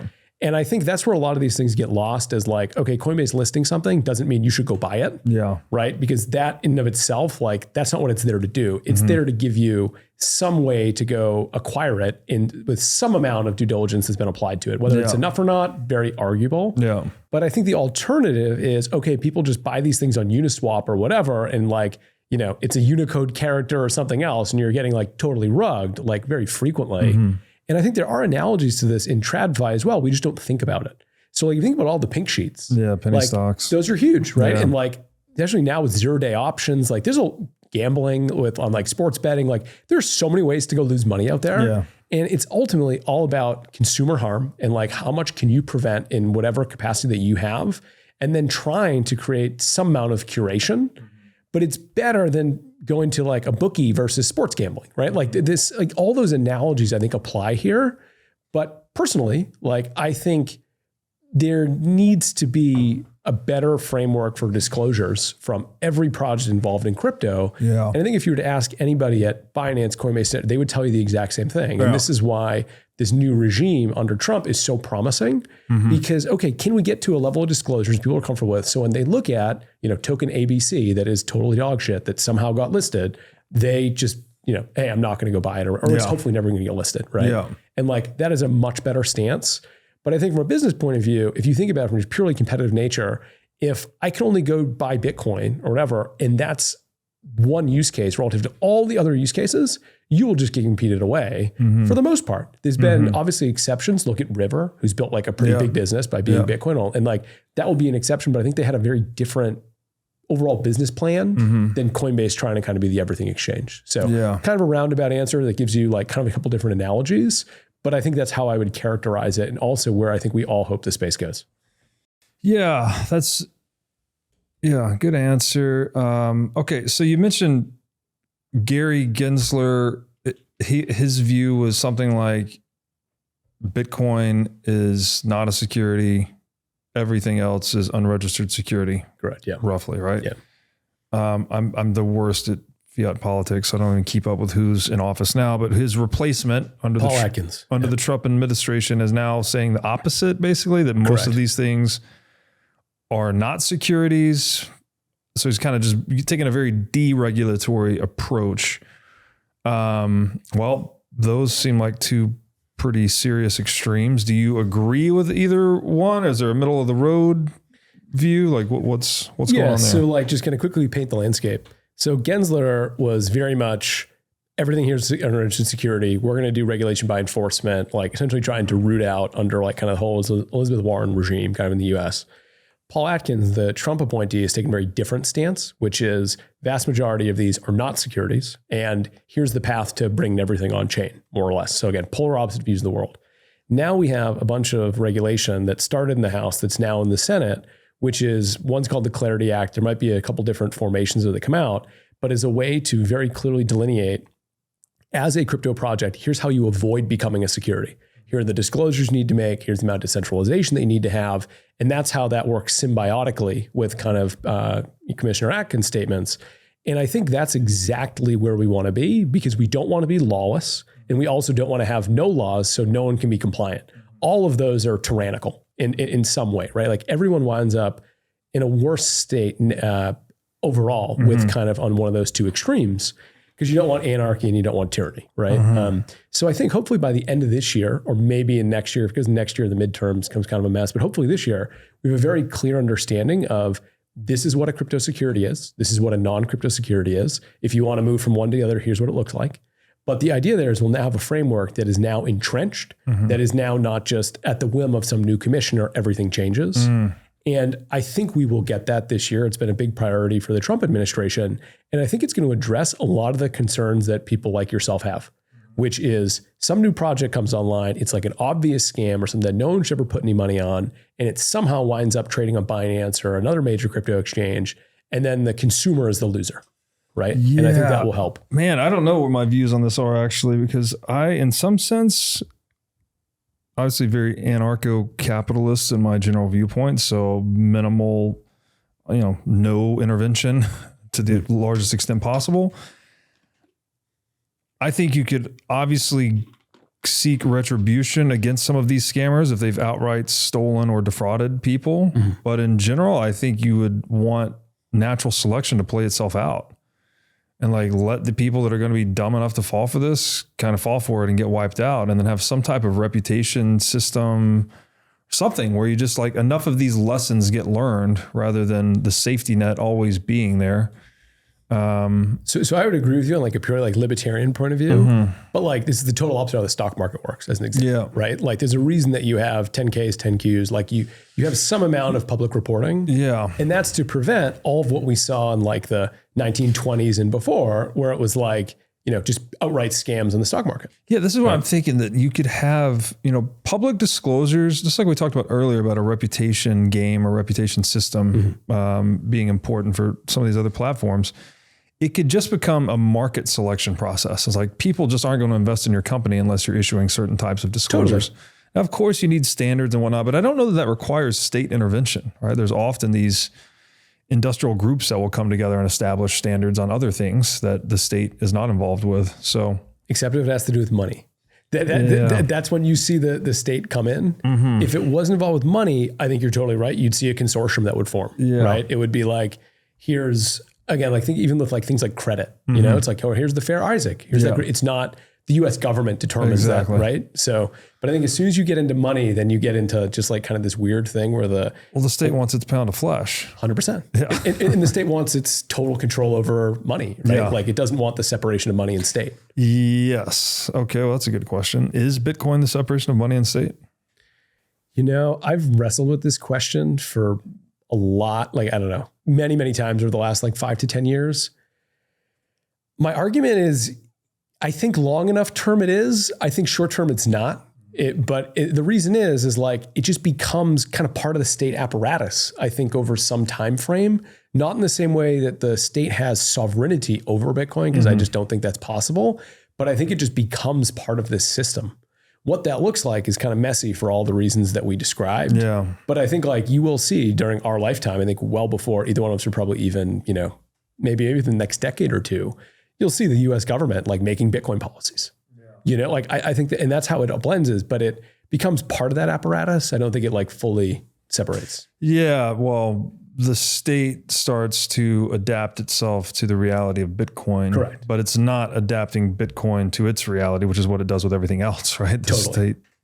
Great way to put it. The state tries to regulate everything else, but Bitcoin can't really be regulated or changed. So therefore it'll just pass laws relating to the exchange and use and custody of Bitcoin. But it's not like you can pass, it'd be like banning gravity, right? It's Correct. like, oh, gravity's illegal. It's like, okay, well, we're still on the ground. Like, 21 million coins is illegal. It needs to be 42. And I'd be like, okay, well, that's Totally. an unenforceable law. So It's inverting the traditional relationship. yeah. I've heard it put succinctly. What someone said, like, you shouldn't be asking whether or not government will allow Bitcoin. You should ask whether or not Bitcoin will allow government.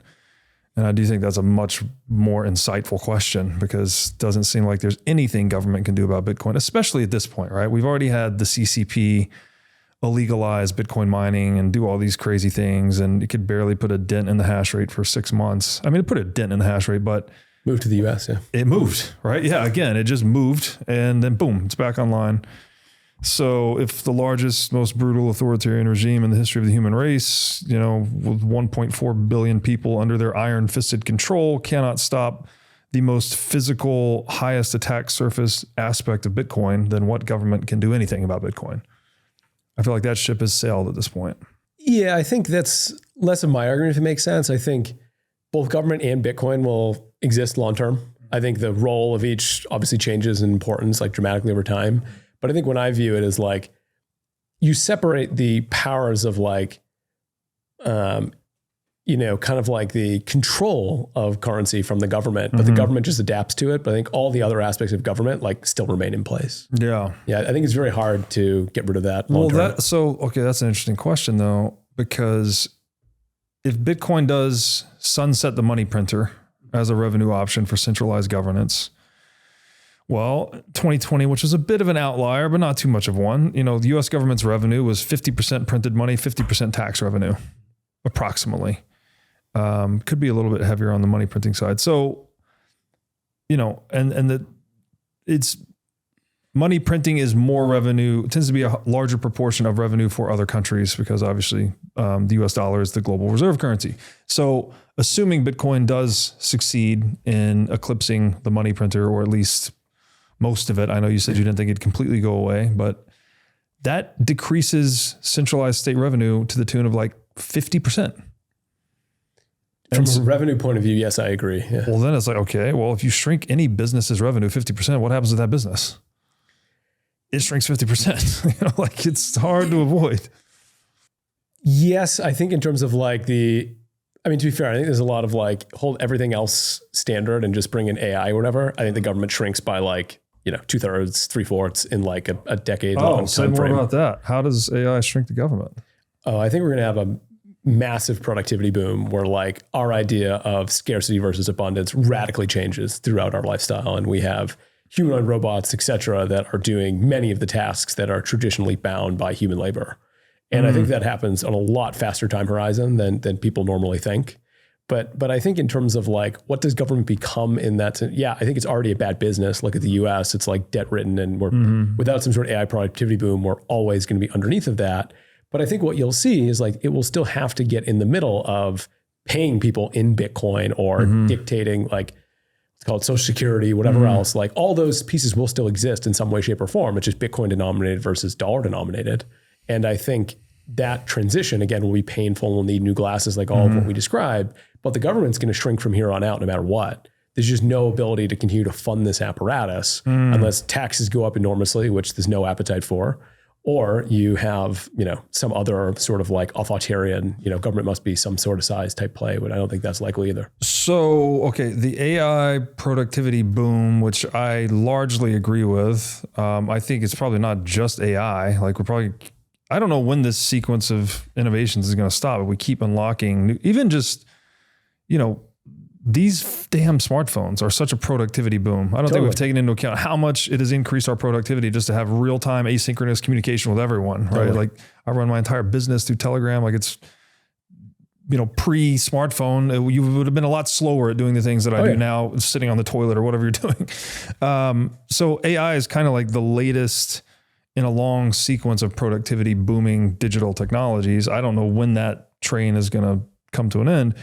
But so say we get this continued productivity boom from AI plus, doesn't the state just want to extract more of that via taxation? Though, like why does that decrease state revenue? Why do you think that the productivity boom will cause state revenue to go down? Two different pieces. State revenue could potentially go up based on the productivity boom, depending on the circumstances. Like imagine you're just producing infinite wheat effectively because you don't need to subsidize the farmers or whatever. Like you just have robots doing it all, whatever.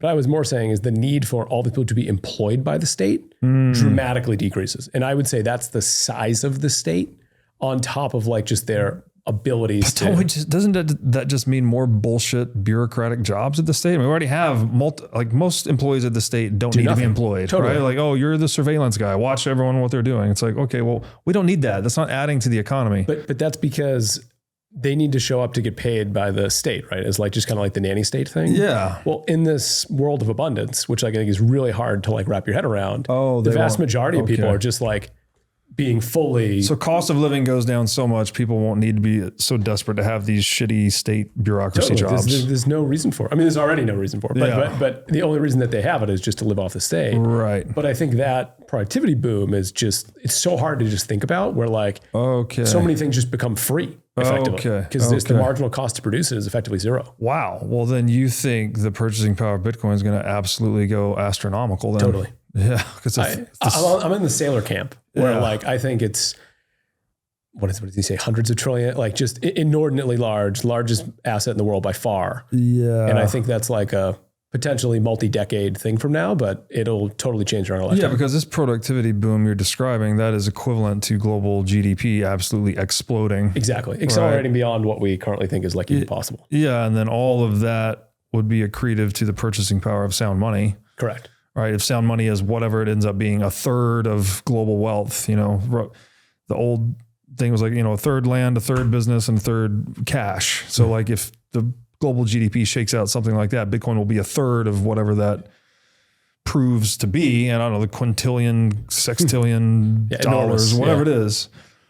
That's it. But then you think people, then everyone's become significantly more rich. Their basic needs will be largely met. They won't need to take jobs that they don't like, right? Correct. You only work if you choose to work. You'll have sustenance otherwise. Right. Okay.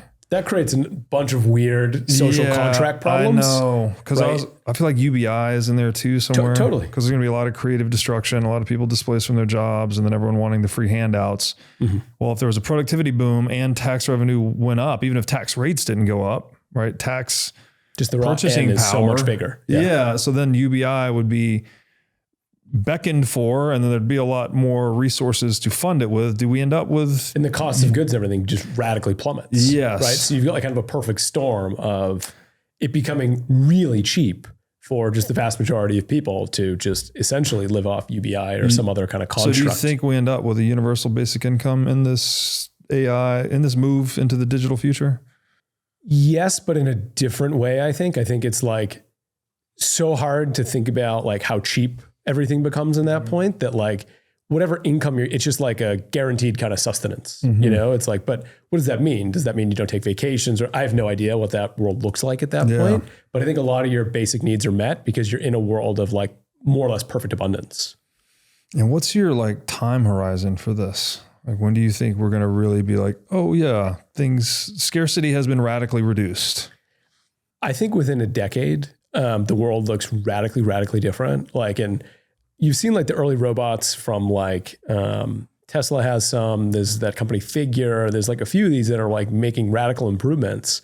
And I think this like, and we're really kind of just limited by the ability to produce these robots today. And then the AI is not that far behind it either. But I don't think you're that far from like automating a ton of human labor. And it's just the limiting factor is just the production of the robots. Yeah. And I think that could either be 5 years, 10 years, 15 years. It's really hard to say. But I remember, a decade ago being like, we're never going to see cars that drive themselves. And then I don't know if you've ever been to Waymo, but it's like, it's absolutely incredible of an experience. Yeah. And you're just going to see these things that traditionally would have to be done by human get whittled away. And then you're going to get rid of the need for the government to subsidize. So like I give the example of like wheat production or whatever. It's like wheat production is like totally artificially priced in the US. So many farmers aren't allowed to farm, keep the crop price high, all that sort of thing. Well, if you don't have to worry about that anymore, and you can just produce essentially unlimited wheat, like, okay, the wheat prices goes down dramatically. Yeah. What else can you apply this to, right? But like, it's just a very different worldview where you're thinking just purely in terms of abundance. Wow. Yeah. It's so interesting because I feel like, well, it just comes down to how much the state can get away with increasing its revenue in that world, right? Like presumably if Bitcoin would succeed in that world because it would be absolutely exploding in size, and the price moving up would trigger more people to adopt it as money rather than their hyperinflating shitcoin currency. So that would be nice, because then the government couldn't print money to confiscate wealth. It would actually need to go out and tax people directly. And that, making that function of government very explicit for people would, I guess, at least encourage people to resist and or vote with their feet and or wallet, go to a jurisdiction that had a lower tax rate, basically, right? So then you get kind of this free market dynamic as it relates to people choosing what government or governance structure they live in. Or the best benefits. It's like those are your how do you get citizens at that point? Right. Which, and then, so that all sounds good, but then I feel like whatever government can tax, it's going to use that to create bureaucracies and do what it's always done. Even in a world of hyperabundance. There's some minimum viable bureaucracy. I think that's like totally inescapable of, but I think it looks very different than, let's look at just the last few years where all of the job growth is just purely government employees. Yeah. Right. Like I don't think we're ever going to see money printing. Yeah. I don't think we're ever going to see anything like that again. Yeah. Well, that's good news. Yeah. For all of us. Yeah. What about, is it Project Starlink? Is that what they're calling the US government project, or Stargate, I think, where they're trying to data centers.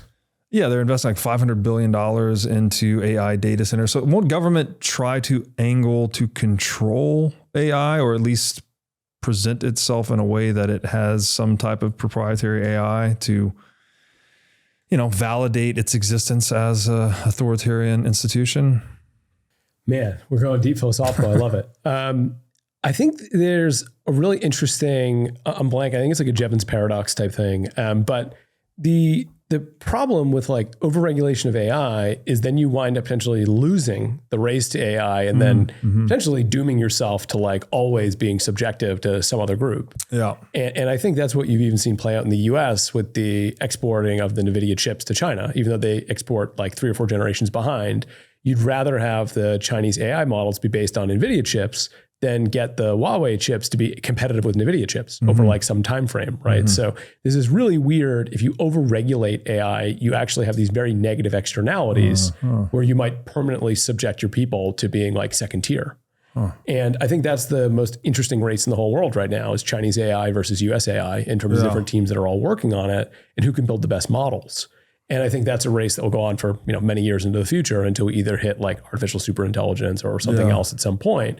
But that's where these investments from these state actors is so interesting, because it's not only generating like these data centers, but it's also increasing the ability to produce power. And this is actually where the US is way, way behind China. China essentially has unlimited energy, and they're willing to do things that the US wouldn't do in terms of energy production. And that's the other biggest race, is just how do we increase the amount of megawatts that we can actually power these AI models. But I think at least under the Trump administration, we're going to see like essentially no holds bar, as much AI as fast as possible. And that will hopefully create, again, more abundance faster. And it also creates these interesting geopolitical ties where there's many of these like very large sovereign wealth funds where their home country does not have this expertise, but they're very willing to put up huge amounts of capital to get access to these cutting edge models and this ultimate hardware. So, but it's a very interesting race. It's the other most interesting thing in the world besides Bitcoin. And but Bitcoin plays into that race too, right? Because if Bitcoin mining is proliferating, it's bringing more megawattage online. And then that megawattage can either go into the Bitcoin network or it could go into AI as market incentives dictate. So how do you see the confluence of these two things, sort of the proliferation of the Bitcoin mining network and AI infrastructure? So I think the Bitcoin mining has actually been very interesting for the stabilization of a lot of these grids. Like if you look at what Marathon did in Texas, it's like one of the few industries that has this instantaneous burst capacity where if the grid gets overloaded, they can just go to zero and then just keep that overall like system state intact. Super useful for Texas. And like, I think you'll see that in a bunch of other geographies where you have these unstable grids or just this additional demand to just grow and push that curve out in terms of the general consumption that happens. But I think what's interesting is you'll see Galaxy is like one of these examples where they have a mining operation, but they're doing more and more in the AI because it's just more profitable to go do that. So I think net, a lot of this like marginal util of energy will become harder and harder to get for Bitcoin miners because you will have so much of this demand from these AI groups that can essentially use unlimited power. Wow. So it's kind of this interesting, like they work together in some ways. And that's why you're seeing this hybridization. Foundry's doing a bunch of stuff with AI now. Like you'll see these kind of hybrids because they both have such demand for energy in such a unique way. But in tandem, Bitcoin mining and AI are going to just absolutely drive demand for energy through the roof. Totally. Right. So anyone that can insatiable produce demand. Just the infinite buyers, basically. Pretty much. Yeah. So, wow. Yeah. I saw a good tweet today that was like, if you're thinking about just the market cycle, you should just call it the Blackwell cycle, which is the latest NVIDIA chip. Because as long as there's demand for these Blackwell chips, just risk everything will continue to go around that curve because there's just unlimited demand for AI. Wow. It's a fascinating world to think about. So there's a very special place called the farm at Okefenokee. It's a 1,000-acre regenerative farm community about 45 minutes northwest of Jacksonville, Florida. The farm is a completely off-grid community. It has total food, water, and energy independence. Everything on the farm is 100% organic, and it even features wild boar and bear hunting. The farm at Okefenokee is right next to the Okefenokee National Wildlife Refuge, where you can do camping and canoeing tours. So if you're like me and you're interested in the self-sovereign lifestyle, then you can get your own lot on the farm at Okefenokee if you tell them that I sent you. Once you get a lot, you can build one of 3 custom cabin options. So if you value freedom, self-sovereignty, and living in touch with nature, then join me and my family. We have lot number 21, and we're going to be building a cabin there starting December 2025. To learn more about the farm at Okefenokee, go to okefarm.com and make sure to tell them that I sent you. If you're a Bitcoiner, you need the Orange Pill app. It's where you can connect with other sovereign individuals locally and globally. It's great for when you travel, to meet local Bitcoiners, to go to Bitcoin meetups, and to find local merchants that accept sats. No distractions, no noise, just real Bitcoiners. So download the Orange Pill app today and find your local Bitcoin tribe. Well, we mentioned the Turing test earlier, and you mentioned artificial general superintelligence. The Turing test, what they used to be like, if you could interact with a computer in a way that you couldn't determine whether or not it was a human being on the other side, that was the litmus test for artificial general intelligence, I think. but that already exists. I mean, we're well past that. Yeah. So what is now I don't think that was what is the line now? What is the threshold? Like, how would we know if we achieved artificial general super intelligence? So I don't think the Turing test was ever to mention like AGI, but it was just a very important line of when a computer can imitate being a human to the degree we can no longer tell. And to your point, we are well past that now, right? With like ChatGPT is more eloquent at almost any subject than any person that exists besides true experts, right? Yeah. And I think the latest models are now like, I think like 2 years ago, they were like high school level, then it was college. Now they're like PhD level in like most topics. And that will continue to kind of grow and proliferate. And I think the idea of this like artificial super intelligence is something for us that we like don't really understand yet what that looks like, because it's a comprehensive capability that is so beyond our understanding of what the world is. I see. Where like seemingly all problems are solved, you know, like you don't have the traditional limitations that like we as people would have. It's like a quantum computing thing. We don't even know the right questions to ask. Kind of. To determine. I think that's fair. Yeah.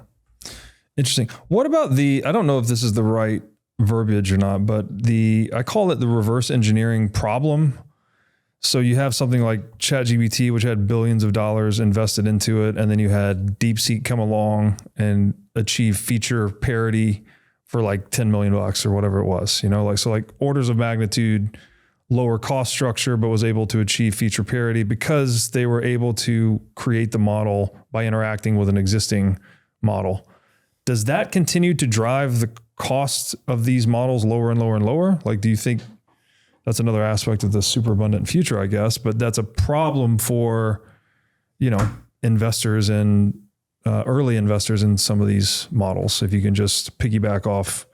Yeah, and one of the things that's been interesting also is like part of this whole regulation piece is like in the US, we try to enforce copyright and things like that with these models. The Chinese models are not subject to those same things. So they actually have a larger corpus of data that they can work from. And what's interesting is almost all the Chinese models are open source and they use each other to grow faster and faster versus almost all the US models are closed source. Right. It's just very interesting where you can't really train yourself off the other models in the same way. And it's one of the reasons that these Chinese models are so rapidly improving is because the models can improve on each other. What's interesting also now is that forever, like majority of these models were based off the Common Crawl, which was like this like public data set of like, not all the internet, but like all of the free internet almost in a way. But now the limitation is like most of these models have consumed everything that they consume for the most part. And you get to these interesting areas of like them trying to buy out of print books and other things to try to get additional data that you couldn't get other places, which is kind of this other interesting problem. But like, I think it's Grok 5, so not Grok 4, the one that came out Grok 5, Elon said they're not going to use Common Crawl at all. It's all going to be synthetic data. And now synthetic data is kind of the new, like, how do you train on more things that you don't see? You just create more and more data. And eventually it can create all of the known content in like kind of a weird way. And that's kind of the new limiting function on that kind of horsepower. Okay, that sounds like it would have some type of circular reasoning self-deception problem at some point. If it's just creating the very data that it's training on. It's not training, it's only training. It's only using synthetic data to create the data to train on.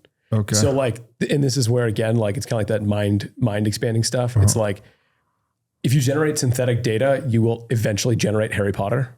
Like exactly. The design space. It all kind of converges if it's like done correctly in these models. And that's where it gets really weird because it's like, and this is where creative, what's it called? Like copyright and like fair use and everything else all comes into play. It's like if an AI model generates them that is 99%, 99.9 Harry Potter. Are you stealing from Harry Potter? Sure. No. But that's the limiting factor now on these models. In addition to like kind of the energy that goes into it and the chips is the ability to generate this training data. Just the data. Okay. Well, that's okay. Intellectual property is bullshit anyways. I mean, if you're an anarcho-capitalist, ideas are non-scarce, so they're non-rivalrous. You can't, to use an idea is to not deprive someone else of the use of the idea. Therefore, you shouldn't have any type of exclusive rights to it. Although that's not the world we live in, but these things become less enforceable, less defensible. I think the deeper we get into the digital age, right? It's just like, how do you prevent Harry Potter from getting out and leaking and all this thing? So That makes sense. But the synthetic data, sorry, just to revisit that one more time. The model itself is creating the data on which the model trains, or you can have other models that generate this. Okay, it doesn't need to be the same so model. the model that is training is just taking any data from any model as its inputs, and then it's training on that. But like, where is the filter for truth versus bullshit? So I'm trying to think of the right way to like articulate this. You can generate substantively true data based on how that model is generated. So like, imagine let's look at like mapping or something as like an example, right? You can create scenes that were never actually there, but are still accurate in terms of like what the cameras and everything else would want to see, if that makes sense. So there's a lot of art that goes into how this data gets generated. But the real advantage there is now you're not bound by just the data that you have access to, if that makes sense, right? You can keep creating infinite data, and that allows your model to get better and better. But how do you verify that that data corresponds to reality? There are models that check the synthetic data as well. Okay. You can almost view it as like a pipeline, kind of. But at some point, there's an oracle problem here, isn't there? It's like, I don't know, the data says water freezes at 0 degrees centigrade. Like, doesn't it take a person at some point to check that? Or like how? Is it consilience among multiple models?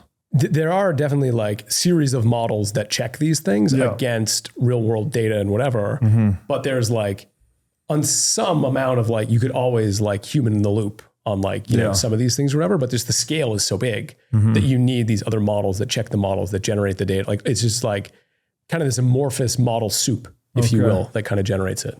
Interesting. Wow. And then what about the reverse engineering thing? So like if these models can just kind of achieve feature parity at 1% or less of the cost of a prior model, is there an incentive problem with investing and building these things? Investing in models is a whole other realm that's like not, you know, like that's a whole other game where it's like the foundational models, is there margin utility to continue to invest in these? That's a whole other question. But I think in general, like these things will continue to get faster, cheaper, easier to produce, more available. And that is just a train that has like fully left the station. And I think as we see again, a lot of these Chinese models, it's like every week there's a newer, better, like it's just the pace of improvement is incredible because you can train off all the research, all the inputs that went into and then it just keeps growing. And I think that's also like one of the reasons that I so fully believe this like arc of history is like now foretold at this point is like that just does not get any slower. It only accelerates. Right. And that's just pushing productivity the whole way. Correct. Wow. Interesting. Okay. Then what about closed source versus open source? Like what is the importance that we go one way or the other? Or what are the trade-offs between the two? Well, it's a good question. I mean, I think one of the interesting parts of like all this open source stuff is like anyone can build on it. The rate of improvement is incredibly fast and it's cheaper to produce. And I think that is like, there's some law of the internet where like over time, like as you can get to more and more open source, standards evolve and like open source likely wins like over some period. But I think on the other side, like in terms of kind of this closed source, you've seen these businesses get extraordinarily large, like quite quickly, right? Anthropic's like 200 billion, OpenAI is like 300 billion. Like these are gonna be some of the biggest companies in the world. And they also have access to lots of proprietary things, which whatever their crew of scientists and everyone else can come up with, they can innovate at increasingly fast speeds. It's just over how long can they sustain that? Or does the advantage long-term become maybe not the model as much, but more the interface and access, whatever else, right? So there's just like different business models kind of going after different routes. Both are accelerating in terms of like their trajectory and how they're growing, but they're kind of after different results at the end of the day almost. Fascinating.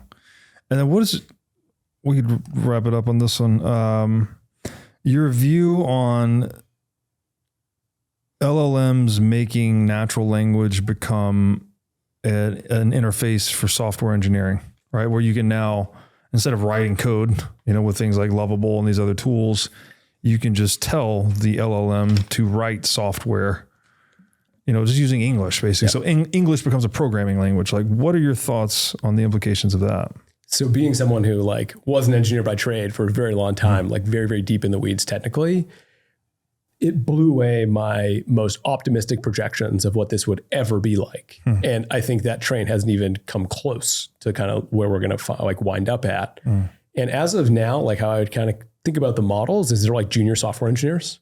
So like, and this is part of that whole like labor replacement theory that's so hard, is like being a new software engineer out of college, where it used to be an amazing path to $1 million at Google in 3 years or Facebook in 3 years. Now there's that pipeline is broken, right? Like these software models are free, or, essentially free, and they can work as 10 software engineers at once. Yeah. And it was always like, okay, you're just going to replace the Uber drivers or else. But no, you're replacing these very high level jobs that used to involve a lot of skill, a lot of training, a lot of teaching. And now what we've seen with like OpenAI, Codex, and a few other things, every software engineer is now becoming a manager. Because now what you do is you say, here's the 10 things I want to get built. It then in parallel goes and does these 10 tasks. It might mess up 70% of it, 30%, but it's this refinement process. But at the end of the day, you've done the work of 5 engineers, 10 engineers, and that increasing returns to scale is again, like part of this productivity boom, but in a very, isolated case. Yeah. But that's only going to get better. And again, like if I think of like my own loop of how I used to develop software, you can now do it at just with it's on steroids. It's like kind of the only way to think about it. Yeah. And that is only going to get more powerful. And I don't think we've even begun to see like the full agentic use of this, which is going to be, I tell it to just go build a website. It trains itself on how to go do it and how to optimize all these other junior engineers it's always working with. And then everybody kind of becomes the CEO of like whatever kind of business they're trying to build. But it's going to be, your mind will continue to get blown. Like the lovable stuff, the cursor stuff is amazing for giving yourself superpowers. But that's just like the level one. There's so much left to be done there. Wow. So is it like a 10x force multiplier for software engineers? So if you know how to use the tools, I think so. And I think that's the new barrier of like, do you become proficient with the tools or not, which has always been kind of one of these trade-offs in any sort of like tech job. Yeah. But it's also just the rate of improvement. Like maybe today it's 5x. 2 months from now, it'll be 10x. It'll just continue to grow at this like exponential curve. And that is just so hard to believe. And I think this is what's so cool about the OpenAI team in general is like they take a very product focused mindset how they build stuff. But like if you look at Codex, it's literally like you're speaking natural language, but it's more like you're looking at other PRs that are getting written versus like the original idea was, okay, I need it to generate code for me. And then with that code, I can go copy and paste it, or my IDE has it kind of built into it. But then where does it go after that? Like if you're now the manager, does it become the manager next? And like what sort of level of abstraction do you get to live at? Yeah. And that will just continue to go up and up the hierarchy, and you'll see more and more returns to scale. Whoa. So just so I understood you correctly, the like engineer 10 years ago that was sitting there writing code now becomes a manager over multiple of these instances of LLMs writing different parts of different things. Correct. And they all know about each other as well. And like think about Lovable, right? Like it created for someone non-technical, here's how I go build a website, like kind of how I go do this, which is amazingly productive. Yeah. Once you now have those skills, you're going to be able to say, okay, what do I want to do more on like kind of more in depth? Yeah. And that's when you'll move into manager mode. And you'll have these LLMs that are creating not just a website, but different features on the website, and like all those kind of pieces. But if you're already a software engineer that has that knowledge, you kind of start at that middle point where now it's just a multiplicative accelerator. I assume you have software engineers in your organization. Yep, totally. Has it changed the software engineering aspect of your organization? Like how has this impacted you so far? Everyone uses AI now. Everyone uses AI. Does that mean everyone's switched from writing code to doing more lovable type interface? I'd say the majority of them just have AI built into their IDEs. Yeah. Which has given them IDE, what's that? Interactive development environment. It's like a code editor. Okay. Like when you have Lovable, that's an IDE that abstracts over it for you. But so now they have essentially the ability to have AI write a ton of the code for you. And you are like essentially overseeing that process is kind of the way to think about it. Yeah. But like if you go back 5 years, okay, I need to go like think about how to do something. I need to go Google it. I need to, but now I can do all that here in like natural language. So it makes you so much more efficient. And then the next step with some of our other projects, people are using it kind of more in manager mode, like I explained, for things that I would say are less like hardcore technical stuff. Like you're building a website that's like kind of more basic interactivity versus a blockchain. Yeah. Right. You have very different levels of concern in terms of like how you can build that stuff. But it's a huge accelerator for all these folks. Yeah, dude, it was I used Lovable and was able to write like within an hour, like create this sort of prototype for a thing I had in mind. Like I have zero engineering experience. It wasn't perfect. It had issues. It eventually kind of like clunked out. You know, I tried to do too many things but to go from like zero to something that you could interface with. Yeah, it's incredible. Like my imagination was able to drop into this computer in an hour, and it was incredible. And I was like, wow, this is going to totally unlock the human imagination at a scale we've never before seen. So I guess the number of software applications hitting the market over the next decade is probably going to 10x at least. Oh, 1000x. 1000x. Like, I mean, like you're just going to think about, like, have you seen and maybe I'll just kind of end on this. Have you seen the demo for Manus? It's like, there's like this Chinese AI, is a lot of like, you know, kind of things that go on with it, but you essentially talk to it almost like, here's the business I want you to build. Or actually, one step back. I want to go build a business that I think is interesting. Go research these like available, interesting niches for me and some like vertical SaaS. Go create the marketing site for me. Go create the app for me, whatever. And it's self-reinforcing the whole time. Wow. And you can stop it at any point and be like, I disagree with like kind of your research of what you did here. Go on a different branch of history. But like the end result of this is you're not far from being like, go figure out a business for me. I'm Robert. I want to go run a SaaS business. And like the vast majority of it gets created. And then you'll AI template like your, sales content and marketing template, whatever. But you're not that far from like everyone, if they want to build a business, can go build a software business and like, with very limited knowledge. Incredible. It's wild. Incredible. And man, yeah, okay. Well, hyper-abundant future. What else could it be, right? Well, that's the perfect way to probably end it is think about that applied to everything. Yeah. Right? Like when you get rid of these constraints that you would like normally have, all of a sudden the world just looks so different. Not that far from now, with the exception of one Bitcoin is still one Bitcoin. One Bitcoin is one Bitcoin. Well, this has been a very entertaining and educational conversation. I really appreciate you coming out here to do this. I think my mind is thoroughly blown. It was a great conversation. Thanks for having me. Yeah. Any parting words of wisdom, or please let people know where they can find you on the internet? So you can find me at x.com, still getting weird on saying that one, /Rich Rines. And my parting words of wisdom, I tell everybody to read the book, Finite and Infinite Games. I love that book. It's my favorite book of all time. Anytime anybody asks for a recommendation, I give it out like 100 times a year. Best book for everyone. Yeah. And that's why the open network outcompetes the closed network, actually. Yep. I think you find in that book, because open networks don't have to enforce the rules and defend their turf, right? There are rules that people are opting into. So all that energy that's expended by closed networks is not expended by open networks. That's why open networks tend to win out on the internet. Totally. So fantastic recommendation. Thank you so much. Appreciate it. Thanks for watching. If you enjoyed this episode, click here to find more just like it, and here to find our most recent episode. Also, make sure to like this video to help shine light on the corruption of money. And be sure to subscribe to this channel to stay connected.